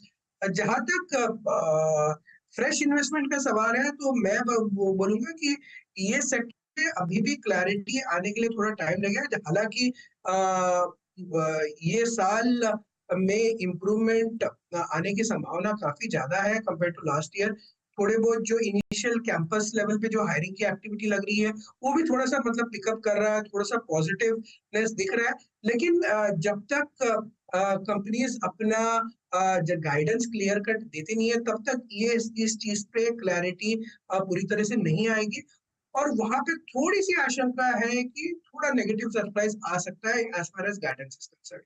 तो मैं थोड़ा और वेट करूंगा आईटी सेक्टर में एलोकेशन करने के लिए, क्योंकि ये sector typically is a 14 to 15% kind of a return sector. तो उस हिसाब से यहाँ पे थोड़ी और क्लैरिटी आ जाए तो फ्रेश निवेश कर सकते हैं, लेकिन अभी I would wait and watch till guidance की क्लैरिटी आ। ऑलराइट, चलिए बहुत बहुत शुक्रिया नवीन हमारे साथ जुड़ने के लिए और हमसे बात करने के लिए और thank you for your time. चलिए आप एक काम करते हैं, BTST या STBT कॉल्स लेना शुरू करते हैं, क्योंकि करीब आधा घंटा बचा है मार्केट क्लोजिंग में। निफ्टी ने एक और अपटिक दिखाया, कर्टसी निफ्टी आईटी, लेकिन बैंक निफ्टी कूल ऑफ हुआ। बहुत इंटरेस्टिंग मार्केट है ये। एक बार निफ्टी और निफ्टी बैंक का निफ्टी बैंक और निफ्टी आईटी का इंटरडे दिखाइए। ये देखिए हर्षदा, निफ्टी है ये, निफ्टी करीब करीब डे हाई पर है, निफ्टी बैंक लेकिन डे हाई पर नहीं है, निफ्टी बैंक डे हाई से अब स्लिप कर रहा है। दूसरी तरफ आईटी देखिए स्पाइक कर रहा है, स्पाइक, और वो भी ऐसी स्पाइक मुझे लग रहा है कल ना पूरा दिन आईटी को बिलोंग करेगा। ये मार्केट कुछ प्राइसिंग करने की कोशिश कर रहा है। 50 डे मूविंग एवरेज तक गए हम, इंडेक्स करेक्शन हो गई मेरे ख्याल से, यूएस मार्केट गिर गया। अब आज नेस्डैक का फ्यूचर आप ऑलरेडी बता रहे हैं 100 पॉइंट ऊपर। हाँ। आज वो जेरेमी पावेल साहब की स्टेटमेंट है, टेस्टिमनी है, अगर उसमें उन्होंने कुछ अच्छा बोल दिया और अगर यूएस मार्केट में नेस्डैक में वाकई में वो तेज़ी आ गई जो फ्यूचर्स एक्सपेक्ट कर रहे हैं, तो ये हमारी मार्केट ये बता रही है कि कल हो सकता है 500-600 पॉइंट की रैली और हो जाए निफ्टी आईटी में, ये पॉसिबल है। अभी हम आएंगे स्ट्रैटेजी पर, लेकिन पहले BTST कॉल्स ले लेते हैं। गावा सर बताइए क्या कैरी करेंगे? कैरी करेंगे आई थिंक भारतीय एयरटेल, अच्छा मोमेंटम है, रेसिस्टेंस नहीं है, ट्रेड कर रहा है 1192, 1185 का स्टॉप लगाना चाहिए, 1200 पार कर लेगा अब की बार, 1200 पार भारतीय एयरटेल। ओके, अब की बार 1200 पार भारतीय एयरटेल पर एक व्यू, और ये कंसिस्टेंट व्यू रहा है इनफैक्ट पिछले 3-4 ट्रेडिंग सेशंस में। मानस आपका ट्रेड? देखिए एल्केम के फ्यूचर में खरीदारी करने की राय रहेगी। एल्केम ने कुछ दिनों के कंसोलिडेशन के बाद आज एक फ्रेश ब्रेकआउट दिखाया है, तो उसके फ्यूचर में 5240 पे जो फ्यूचर चल रहा है उस पर खरीदारी करने की राय रहेगी। स्टॉप लॉसेस 5184 के नीचे लगाइए, 5184 के नीचे स्टॉप लॉस लगा के लॉन्ग साइड पे एल्केम के फ्यूचर में खरीदारी करिए। 5340 ये आपके टारगेट्स रहेंगे। ओके, एल्केम फ्यूचर्स याद रखिएगा, प्राइस अप OI नीचे, यानी सेकेंड थर्ड सेशन में सीरीज के इसमें शॉर्ट कवरिंग है। राजेश सतपुती जी आपके ट्रेड पिक करेंगे? वीरेंद्र जी देखिए, मैं इंडसइंड बैंक को लेके जाऊंगा। 1564 के आसपास ये फ्यूचर में ट्रेड हो रहा है, 1545 का स्टॉप लॉस होगा और इसका कल का टारगेट होगा 1600-1620 का।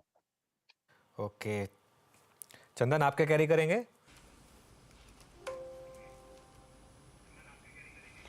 देखिए मेरा फोकस आईटी काउंटर पे रहेगा। कहीं ना कहीं वापस निफ्टी आईटी में एक नीचे के लेवल से अच्छी रिकवरी हुई है और पिछले लगभग 12-13 दिनों के अंडर परफॉर्मेंस के बाद वापस बाइंग आ रही है, तो शॉर्ट्स कवरिंग यहाँ पे देखने को मिलेगी। मैं OFSS पे खरीदारी की सलाह दूंगा, ओरेकल फाइनेंस। अभी लगभग 7,980 990 चल रहा है, मौजूदा लेवल पे खरीदे। 7880 7,880 का स्टॉप लॉस, ऊपर में 8,200 के टारगेट। ओके, तो ये फिलहाल आपके लिए ऑरेकल फाइनेंशियल का ट्रेड चंदन को पसंद है। अमित, आपका ट्रेड क्या रहेगा? जी मैम, मैं बजाज ऑटो कैरी करूंगा। 8550 इसका प्राइस है, 8480 इसका स्टॉप लॉस रहेगा और टारगेट्स रहेंगे 8700 के। ओके, कॉल्स यहाँ पे पूरी हो गई और अभी हम टेक्निकल पर्सपेक्टिव से बहुत सारे स्टॉक्स को देख रहे थे और वो स्क्रीन पे मेंशन ही हो गए। मीनवाइल इस क्लोजिंग में जिन जिन स्टॉक्स पर टिप्पणी की गई थी आपकी स्क्रीन पे, ओरेकल फाइनेंशियल का जिक्र किया, डे हाई, पिडिलाइट लिया गया डे हाई, दिवीज लैब लिया गया डे हाई, सन फार्मा लिया गया डे हाई। बहुत सारे अच्छे, अगर आप देखें, खूबसूरत ट्रेड मिले यहाँ पर। निफ्टी फार्मा आज की एक उपलब्धि है, मतलब अगर आप सेकेंड हाफ को देखें तो निफ्टी फार्मा और एक आईटी, क्या खूबसूरत रिवर्सल है। 19141, दैट मीन्स ये निफ्टी फार्मा का all time high close. Nifty bank ने सुबह सुबह हाई लगा दिया, लेकिन उसके बाद जो बाजार में हुआ एक कंप्लीट डाउन रिवर्सल था लोअर लेवल से, एक कंप्लीट रेप्लिका था बाजार सुबह का। मैं स्ट्रेटजी पे कुछ देर में आऊँगा, लेकिन कुछ पॉइंट्स और दो। एक काम करते हैं, स्टैट्स को देख लेते हैं, उसके बाद स्ट्रेटजीज पे आएंगे आज की। और याद रखिएगा, बड़ा क्रिटिकल दिन है। यूएस फ्यूचर्स भी डायरेक्टर साहब स्क्रीन पे रखिएगा। डाउ जोन्स फ्यूचर्स, हालांकि अभी की डाउ जोन्स फ्यूचर्स की ट्रैजेक्टरी को मायने नहीं रखती एग्जैक्टली, हालांकि ये फिर भी 88 अंक ऊपर है। ब्रेथ लेके आएगा डायरेक्टर साहब स्क्रीन पे। इस रिवर्सल के पीछे अगर मैं पूरी मार्केट ब्रेथ को देखूं तो कंसिडरिंग द फैक्ट कि मिड कैप स्मॉल कैप में आज खारिज हुआ, वो अच्छी नहीं नजर आएगी। But in derivatives evenly poised कह सकते हैं आप इसे। 55 लॉन्ग, शॉर्ट कवरिंग 23, 80 में शॉर्ट, लॉन्ग अनवाइंडिंग 26 में। आइए लॉन्ग के स्टैट्स देखते हैं, वो लॉन्ग्स कहाँ कहाँ पर थे, कहाँ कहाँ परसिस्ट कर रहे थे। पिडिलाइट स्ट्रॉन्ग स्विंग 1.5%, 4.5% ऊपर। मेरे ख्याल से पिडिलाइट जहाँ पे क्लोज हो रहा है 4.5% के मूव के साथ, ये अक्टूबर 2022 के बाद की सबसे हाईएस्ट ट्रैजेक्टरी है। ओरेकल फाइनेंशियल्स चंदन ने जिक्र किया, ये भी ऑल टाइम हाई पर। आईसीआईसीआई प्रू, मुथूट फाइनेंस, एक स्ट्रॉन्ग इंपैक्ट पड़ा पिछले लास्ट 2 सेशंस में इसमें। एलकेम मेरे ख्याल से ये भी 52 वीक हाई पे। टाटा केमिकल स्ट्रॉन्ग मूव, कल स्पॉटलाइट में उल्लेख किया गया था इसका। कोटक महिंद्रा बैंक आज दिलचस्प थी डेरिवेटिव्स गिनर्स की लिस्ट। एक समय Kotak Mahindra bank, axis bank, HDFC bank, ICICI bank persist कर रहे थे। Federal bank mid cap banking space में स्ट्रॉन्ग मूव दिया। शॉर्ट कहाँ था? महानगर गैस, आईजीएल, ये पूरा का पूरा स्पेस रिपोर्ट के बाद और आई थिंक कुछ प्राइस कट्स के बाद आज खराब हुआ बहुत बुरी तरीके से। L&T finance, Manappuram finance backfoot पे थे। गुजरात गैस में प्रॉफिट्स कैश में कन्वर्ट हुए। Same is the case with Sun TV, placement अच्छी थी लेकिन प्रॉफिट बुकिंग का शिकार हुआ इंटीग्रल एविएशन, गेल और पेट्रोनेट। हम एक अच्छे क्लोज की तरफ बढ़ते हुए, बहुत ही शानदार अनुज, एक complete reversal, markets at all time high. Nifty bank ने सुबह ही, अगर आप देखें तो, अपना जो ग्रीन फ्लैग था रेज कर दिया था। दिक्कत का सबब मिड कैप स्मॉल कैप थे, बट स्टिल अगर मैं इंडस्ट्रीज को देखूं और यूएस मार्केट के बिहेवियर को थोड़ा सा अगर मैं प्रीएम्प्ट करना चाहूं, उस मद्देनजर क्या होनी चाहिए? वीरू, देखिए मैं एक चीज़ कहूँगा, अब हम सबको ये बात समझ में आ गई है कि मार्केट कल एक यूएस मार्केट में बाउंस बैक एक्सपेक्ट करने की एक्सपेक्टेशन लेके जा रहा है। और इसके लिए निफ्टी आईटी में उस तरीके का मूव आया, जैसे मैं एक्सपेक्ट कर रहा था कि एक बड़ा मूव आएगा निफ्टी आईटी में। तो अगर हमको सबको पता है ये बात, तो कितना अब बचा है इसमें सरप्राइज एंगल। और बाई चांस अगर वो यूएस में रैली नहीं आई तो, वैसे तो खैर आनी चाहिए क्योंकि यूएस भी काफ़ी पिट चुका था, लेकिन बाई चांस अगर वो नहीं आई तो मैं क्या करूँगा, मैं ये कहूँगा कि आप हाफ प्रॉफिट बुक कर लीजिए, ठीक है ना। और आज आपने लोअर लेवल से शानदार आज की ट्रेड के जो पोजिशनरी लॉन्ग है उसमें तो बने रहें, कोई दिक्कत नहीं है उसमें, तो अपना स्टॉप लॉस 22 224 एडजस्ट कर लें। आज के जो आपने लिया है ना, उसमें आधे आज ही निपटा दें आप, और बाकी आधे आपको कल निपटाने का मौका मिल जाएगा। अपना स्टॉप लॉस ऑब्वियसली ट्रेल करते रहें उसी हिसाब से।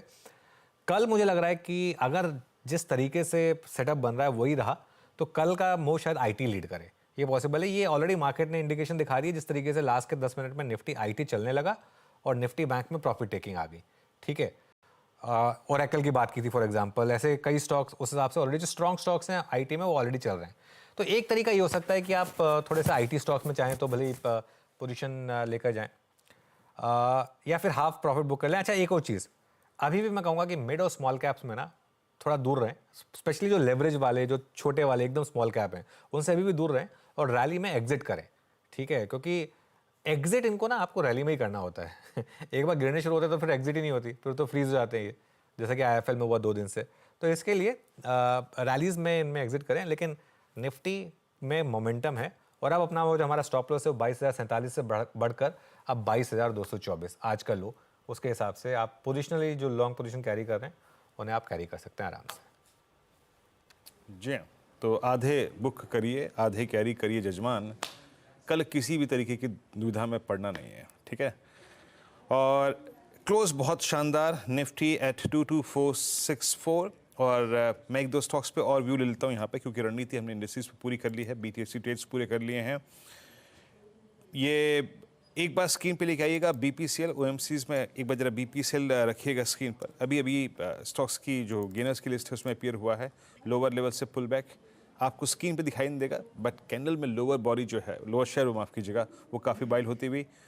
और क्या क्या अगर आप देखें क्लोजिंग में स्विंग अच्छा दे रहा है, भारतीय एयरटेल और ITC में भी कुछ एक्शन है। मेरे स्क्रीन पे इसकी ITC की 400 की पुट में राइटिंग है, याद रखिएगा, राइटिंग मतलब पुट बिकी है आज। एक बार 400 की पुट स्क्रीन पे रखिएगा। और यहाँ पे ये उल्लेख करना इसलिए ज़रूरी है क्योंकि 12 फरवरी से लेकर अब तक के सारे लोज सिमिलर हैं, दैट्स 400।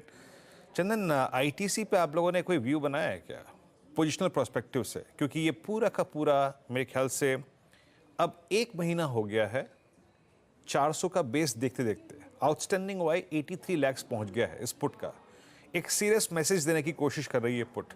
आपका व्यू ITC पर?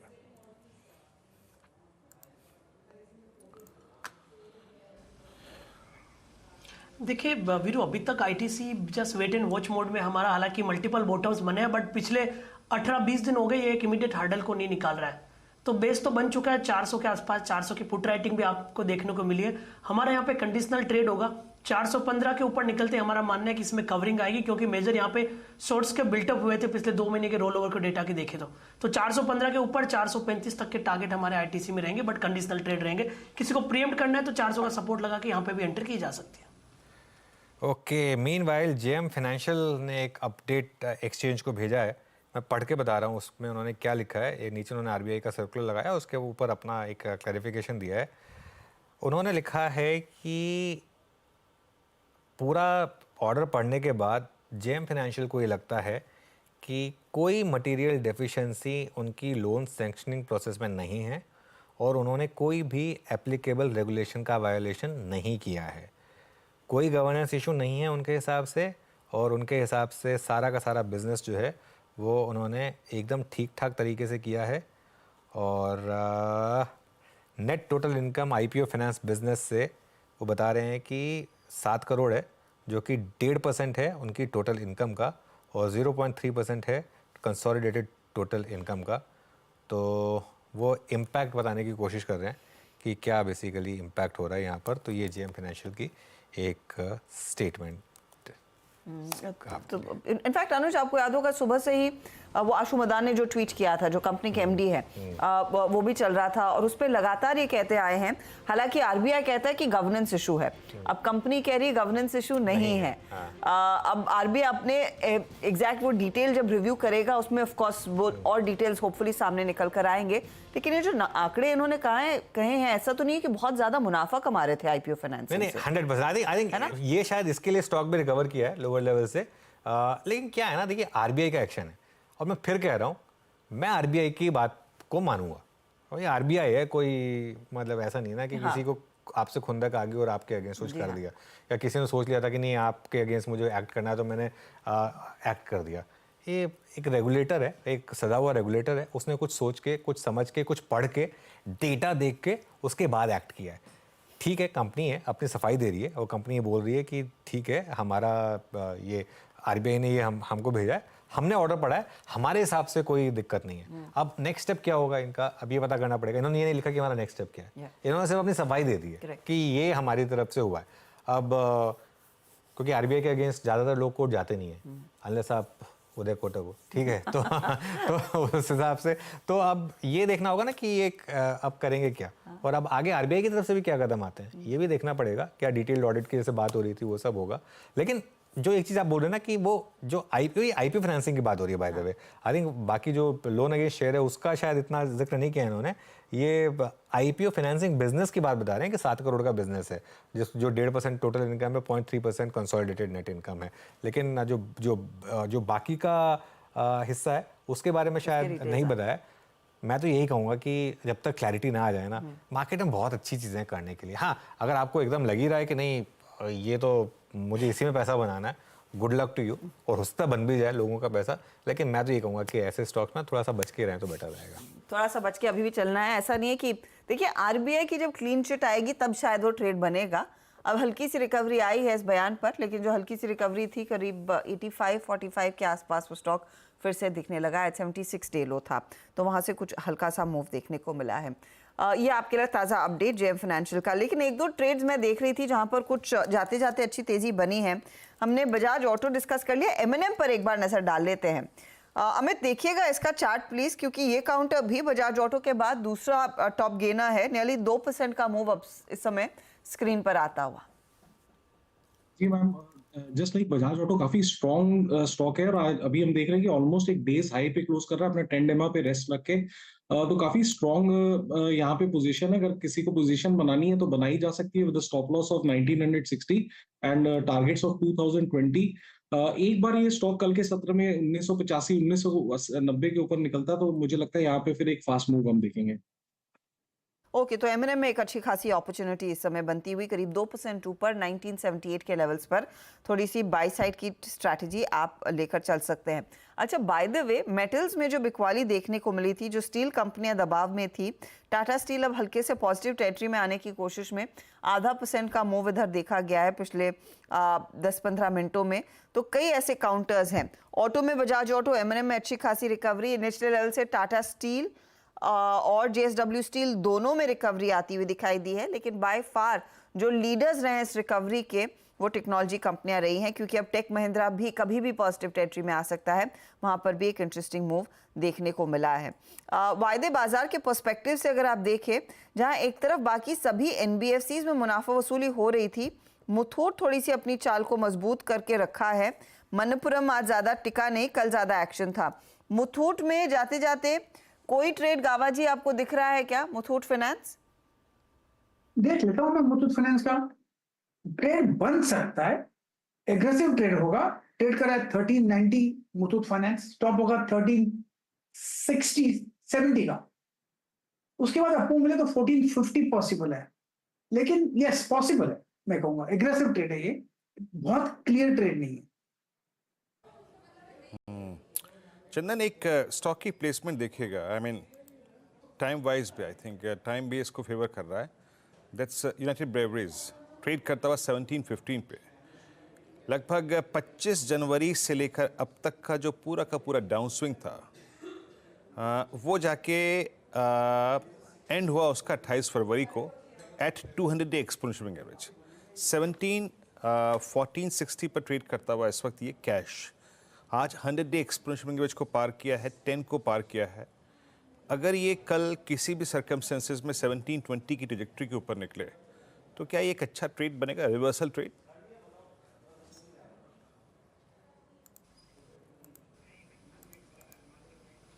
बिल्कुल वीरू, रिवर्सल ट्रेड यहाँ पे बन रहा है। और इनफेक्ट आप देखोगे पिछले 9 वीक का जो लोअर टॉप लोअर बॉटम का सीक्वेंस यहाँ पे निगेट हो रहा है। और पिछले आप लगभग 7 दिनों से देखें तो ये 1715 के ऊपर क्लोज नहीं हुआ था और अभी वहाँ पे क्लोज होने के लिए तैयार हो रहा है। तो एक तो इतने वीक अंडर परफॉर्मेंस और अब निगेशन नेगेटिव पैटर्न का इस काउंटर को ऊपर की तरफ पुल करके लेके जाएगा। तो यस, खरीदारी के मौके यहाँ पे बनने चाहिए। 1790 इमीडिएट सपोर्ट रहेगा, 1690 इमीडिएट सपोर्ट रहेगा, ऊपर में लगभग 1780 के टारगेट के लिए। मार्केट की क्लोज बहुत ही शानदार, बहुत शानदार। अच्छा, एक चीज़ बहुत इंटरेस्टिंग है, बैंक निफ्टी का लास्ट का 15 मिनट का प्राइस एक्शन लेकर आइए आप जरा स्क्रीन पर, और ऑफ डेज हाई दिखाइए एक बार जरा, और उसके बाद मैं आपको एक बहुत इंटरेस्टिंग चीज़ दिखाऊंगा। निफ्टी बैंक आज ऑफ डेज हाई वाली प्लेट है क्या इसकी? एक बार जरा दिखा दीजिए कितना पॉइंट्स हम ऑफ डेज हाई हुए हैं। करीब हाई था इसका 48,000, स्क्रीन पर दिखाइए मुझे जरा। ओके, आएगा आपकी स्क्रीन पर। हाँ, 222 point of days high Nifty bank. और यही प्लेट अगर आप निफ्टी की देखेंगे तो एग्जैक्ट डे हाई पर बंद हो रहे हैं आप। ये बहुत इंटरेस्टिंग मैसेज है मार्केट का। देखिए, निफ्टी डे हाई पर बंद हो रहा है और Nifty bank 222 point of days high बंद हो रहा है। कारण निफ्टी आईटी, जिस तरीके से निफ्टी आईटी चला मार्केट अभी एज्यूम कर रहा है कि कल, क्योंकि नैस्डैक फ्यूचर्स में भी 100 पॉइंट का जंप है और Nifty IT 50 day moving average तक नीचे आया, एक करेक्शन का यहाँ पर एक क्या कहते हैं एंड हुआ है शायद। अगर ऐसा हुआ कि करेक्शन एंड हो गई निफ्टी आईटी में, तो क्या पॉसिबल है निफ्टी आईटी यहाँ से 1000 पॉइंट की रैली दिखा दे? 100% पॉसिबल है। जिस तरीके के आज समीकरण बैठे हैं, टीसीएस का चार्ट लेकर आइए एक बार आप, ओएफएसएस की खैर हमने बात की थी, बाकी सारे के सारे आईटी स्टॉक्स इंटरडे लेकर आइए, सब में एक क्लियर कट एक मोमेंटम आपको दिखाई देगा। ये देखिए टीसीएस किस तरीके से डे हाई पर बंद हो रहा है। अगेन ये सब स्टॉक्स करेक्ट हो चुके हैं, टाइम कंसोलिडेशन हो चुका है इनमें सब में, और अब ये यहाँ पर चलने को शायद तैयार है। मानस, अगर कोई एक आईटी स्टॉक कैरी करना हो तो कौन सा होगा? तो देखिए, मैंने अपना जो एक स्टॉक था टीसीएस के बारे में बात की, लेकिन अगर टीसीएस के अलावा हमें कहीं पर एक ट्रेड लेके जाना है तो वो एचसीएल टेक है, क्योंकि उसका रीजन ये है कि 20 और 10 डेज दोनों मूविंग एवरेजेस एक ही दिन में ब्रीच हुए हैं, उसके ऊपर निकला है। तो यहाँ पर बिल्कुल कल रैली बन सकती है। करंट लेवल्स पे खरीदारी करने की राय रहेगी। 1629 के स्टॉप लॉस से खरीदारी करिए, 1675 तक के टारगेट्स पॉसिबल है। ये कैश लेवल्स मैंने बताया। ओके, मीनवाइल एक बार टाटा केमिकल्स वापस लेकर आइए, डेज हाई पर जाकर बंद हो रहा है ये स्टॉक 13% के गेंस के साथ। अब ये तो कल से ज़्यादा आज चल गया, कल भी चला था लेकिन आज तो बहुत ज़्यादा, मतलब ज़बरदस्त तेज़ी में टाटा केमिकल्स चला। और मैं देख रहा था इसमें प्राइस एक्शन बहुत ही ज़बरदस्त। टाटा ग्रुप का खैर टाइम चल रहा है इस समय। बैन अपडेट ले आइए एक बार जरा, कुछ स्टॉक्स बैन में जाने की तैयारी कर रहे हैं। एमजीएल, मन्नापुरम, सेल और हिंदुस्तान कॉपर बैन में जाने की तैयारी करते हुए ये स्टॉक्स इस समय। तो इन पर्टिकुलर एमजीएल जहाँ सबसे ज़्यादा प्राइस मूव था, आज सबसे ज़्यादा प्राइस डैमेज था, लेकिन 22,481 हज था निफ्टी पर।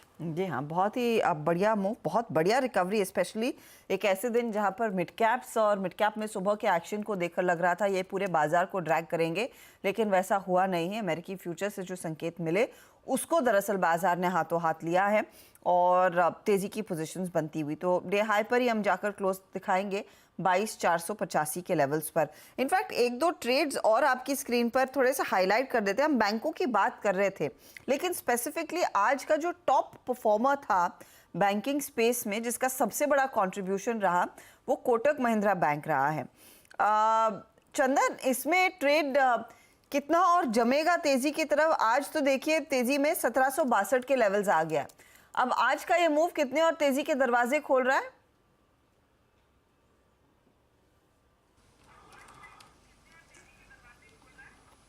देखिए, आज का जो मूव है उसने पहले तो मंदी काउंटर की खत्म कर दी, क्योंकि अदरवाइज कोटक बैंक थोड़ा सा अंडर परफॉर्मर रहता था और प्राइवेट बैंक के परफॉर्म नहीं कर पा रहे थे।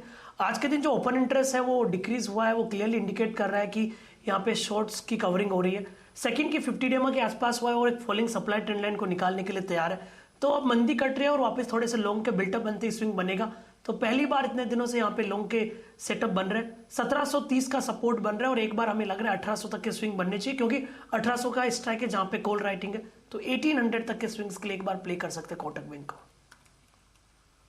जी हाँ, कोटक महिंद्रा बैंक और बहुत सारे स्टॉक्स जो कि अब लोअर लेवल से एक अच्छा रिवर्सल दे रहे हैं। लेट्स ब्रिंग एशियन पेंट्स 2830, आज इसने प्रोटेक्ट किया अपने लोज को, मतलब जो 29 फरवरी का लो था वो करीब 2770, वो इसका 52 वीक लो था और उसको प्रोटेक्ट किया इसने। नहीं, माफ़ कीजिएगा, मई 2023 के बाद का लो था, उसको प्रोटेक्ट किया। आज डिक्सन को देख लीजिए, इस वक्त एक अच्छा रिवर्सल है। डिक्सन करीब 2170 पे आज मॉर्निंग लो था 10 डे में, वहाँ से क्या रिवर्सल दिया और ये ऑल टाइम हाई ट्रैजेक्टरी पे क्लोज होता हुआ अच्छा मूव यहाँ पे। और हमें एक स्टॉक को भूल गए, आई मीन इंडेक्स के प्रोस्पेक्टिव से, निफ्टी के प्रोस्पेक्टिव से इसका क्लोज अच्छा है। रिलायंस ने एक बार फिर से प्रूव किया, रिलायंस ने फिर प्रूव किया कि 20 डे की ट्रैजेक्टरी मेरे लिए बहुत इंपॉर्टेंट है। डायरेक्टर साहब, एक बार निफ्टी रिलायंस का 20 डे एक्सपोनेंशियल में ड्रॉ कर दीजिएगा और ये प्रूवन है। आई मीन 15 नवंबर के बाद अब तक रिलायंस ने एक भी दिन 20 डे के नीचे क्लोज नहीं दिया है। और आज की का 20 डे प्लेस था करीब 2949 पे और आज का लो था अप्रॉक्सीमेटली 2957, वहाँ से करीब 10 रुपये पहले रिकवर हो गया और क्लोज एक बार फिर से ऑल टाइम हाई ट्रैजेक्टरी पे आता हुआ। तो इसने भी, अगर आप देखें, इंडेक्स को एक पुश दिया हायर लेवल्स पे और वही एक कारण था कि हमें आखिरी के 1 घंटे में एक डाइवर्जेंस नजर आया बिटवीन निफ्टी बैंक और एशियन पेंट्स के सिवा मैंने एक जिक्र किया था, आई मीन एक स्टॉक का, और वो था UBL। लेके आइएगा, बात क्या हो रही थी कि एक अच्छा रिवर्सल पॉइंट है ये। आप देखिए UBL बात करते करते करीब करीब 1718 की ट्रेजेक्टरी में, ये देखिए डे हाई पर पॉइंट अच्छा था। हर्षदा। जी हाँ, काफ़ी इंटरेस्टिंग मूव्स देखने को मिले कुछ स्पेसिफिक काउंटर्स में भी रूप, लेकिन आज के 2-3 ट्रेड्स जो एक ट्रेड स्पेशली जो काफ़ी स्ट्राइक आउट हो रहा था, वो ऑफ कोर्स पिडिलाइट था, क्योंकि काफ़ी दिनों बाद इस तरह का मूव देखने को मिला, और जो फॉलो थ्रू टाटा केमिकल्स में आया है उस पर कोई दो राय नहीं है कि यहाँ पर बहुत तेज़ी, जमकर तेज़ी के हाथ बने हुए हैं। ICICI प्रू, SBI लाइफ, ये लाइफ इंश्योरेंस वाली पूरी स्टोरी आज भी प्ले आउट होती हुई एक अच्छा खासा मोमेंटम इधर साफ तौर से बनता हुआ दिखाई दिया है। कुल मिलाकर एक बहुत तगड़ा दिन बाजार के लिए, स्पेशली अगर आप निफ्टी बैंक के ट्रेडर हैं तो वहाँ पर अच्छी खासी तेज़ी बनी, और सेकेंड हाफ निफ्टी के ट्रेडर्स के नाम था, भले ही एक अच्छी खासी शेकआउट हमने मिड कैप्स में पिछले 2 ट्रेडिंग सेशंस में देखी गई है। तो 125 पॉइंट की बढ़त पर अनुज एक और जोरदार क्लोज, शानदार क्लोज। एक चीज़ हुई, लेकिन थोड़ा मार्केट ने लास्ट के आधे घंटे में गुगली दिया इस ट्रेडर्स को, क्योंकि क्या होता है ना, यही दिक्कत होती है हमारे यहाँ पे, हर कोई बैंक निफ्टी के ऑप्शंस में ट्रेड करके गया होगा कि लास्ट के आधे घंटे में उसी में मूव आएगा, वो नहीं आया, निफ्टी चल गया। ऑप्शन चले ना, वो निफ्टी के कल चले, कल के बैंक निफ्टी के नहीं चले लास्ट के आधे घंटे में। और कल बहुत इंटरेस्टिंग होगा कि मार्केट क्या करेगा। ठीक है, अगर तो हर्षदा जो जिस तरीके से समीकरण बैठ रहे हैं, अगर ऐसा ही हो गया और बाई चांस कल नैस्डैक में, आज रात को नैस्डैक में आ गई अगर 200-250 पॉइंट की रैली, और अगर बोल दिया पावल साहब ने वाकई में कुछ अच्छा मार्केट के लिए, तो मुझे हैरानी नहीं होगी अगर कल निफ्टी एक बार के लिए आपको 150-200 पॉइंट का गैप अप भी दिखा दे। तो क्योंकि आज का जो क्लोज है ना, वो बहुत शानदार, ये ऑल टाइम हाई पे क्लोज है। इस चीज़ को समझिए आप, एक तो ऑल टाइम हाई हिट करना होता है, एक ऑल टाइम हाई पे क्लोज है, और मार्केट 10 मिनट और खुला होता है तो 22,500 के भी ऊपर बंद हो जाते हैं, जो पहली बार होता है हमारी हिस्ट्री में कि हम उसके ऊपर क्लोज हो रहे हैं। तो क्लोज को मैं हमेशा बहुत सिग्निफिकेंस देता हूँ कि आज हम एकदम ब्लू स्काई ट्रेजेक्टरी में क्लोज होने जा रहे हैं।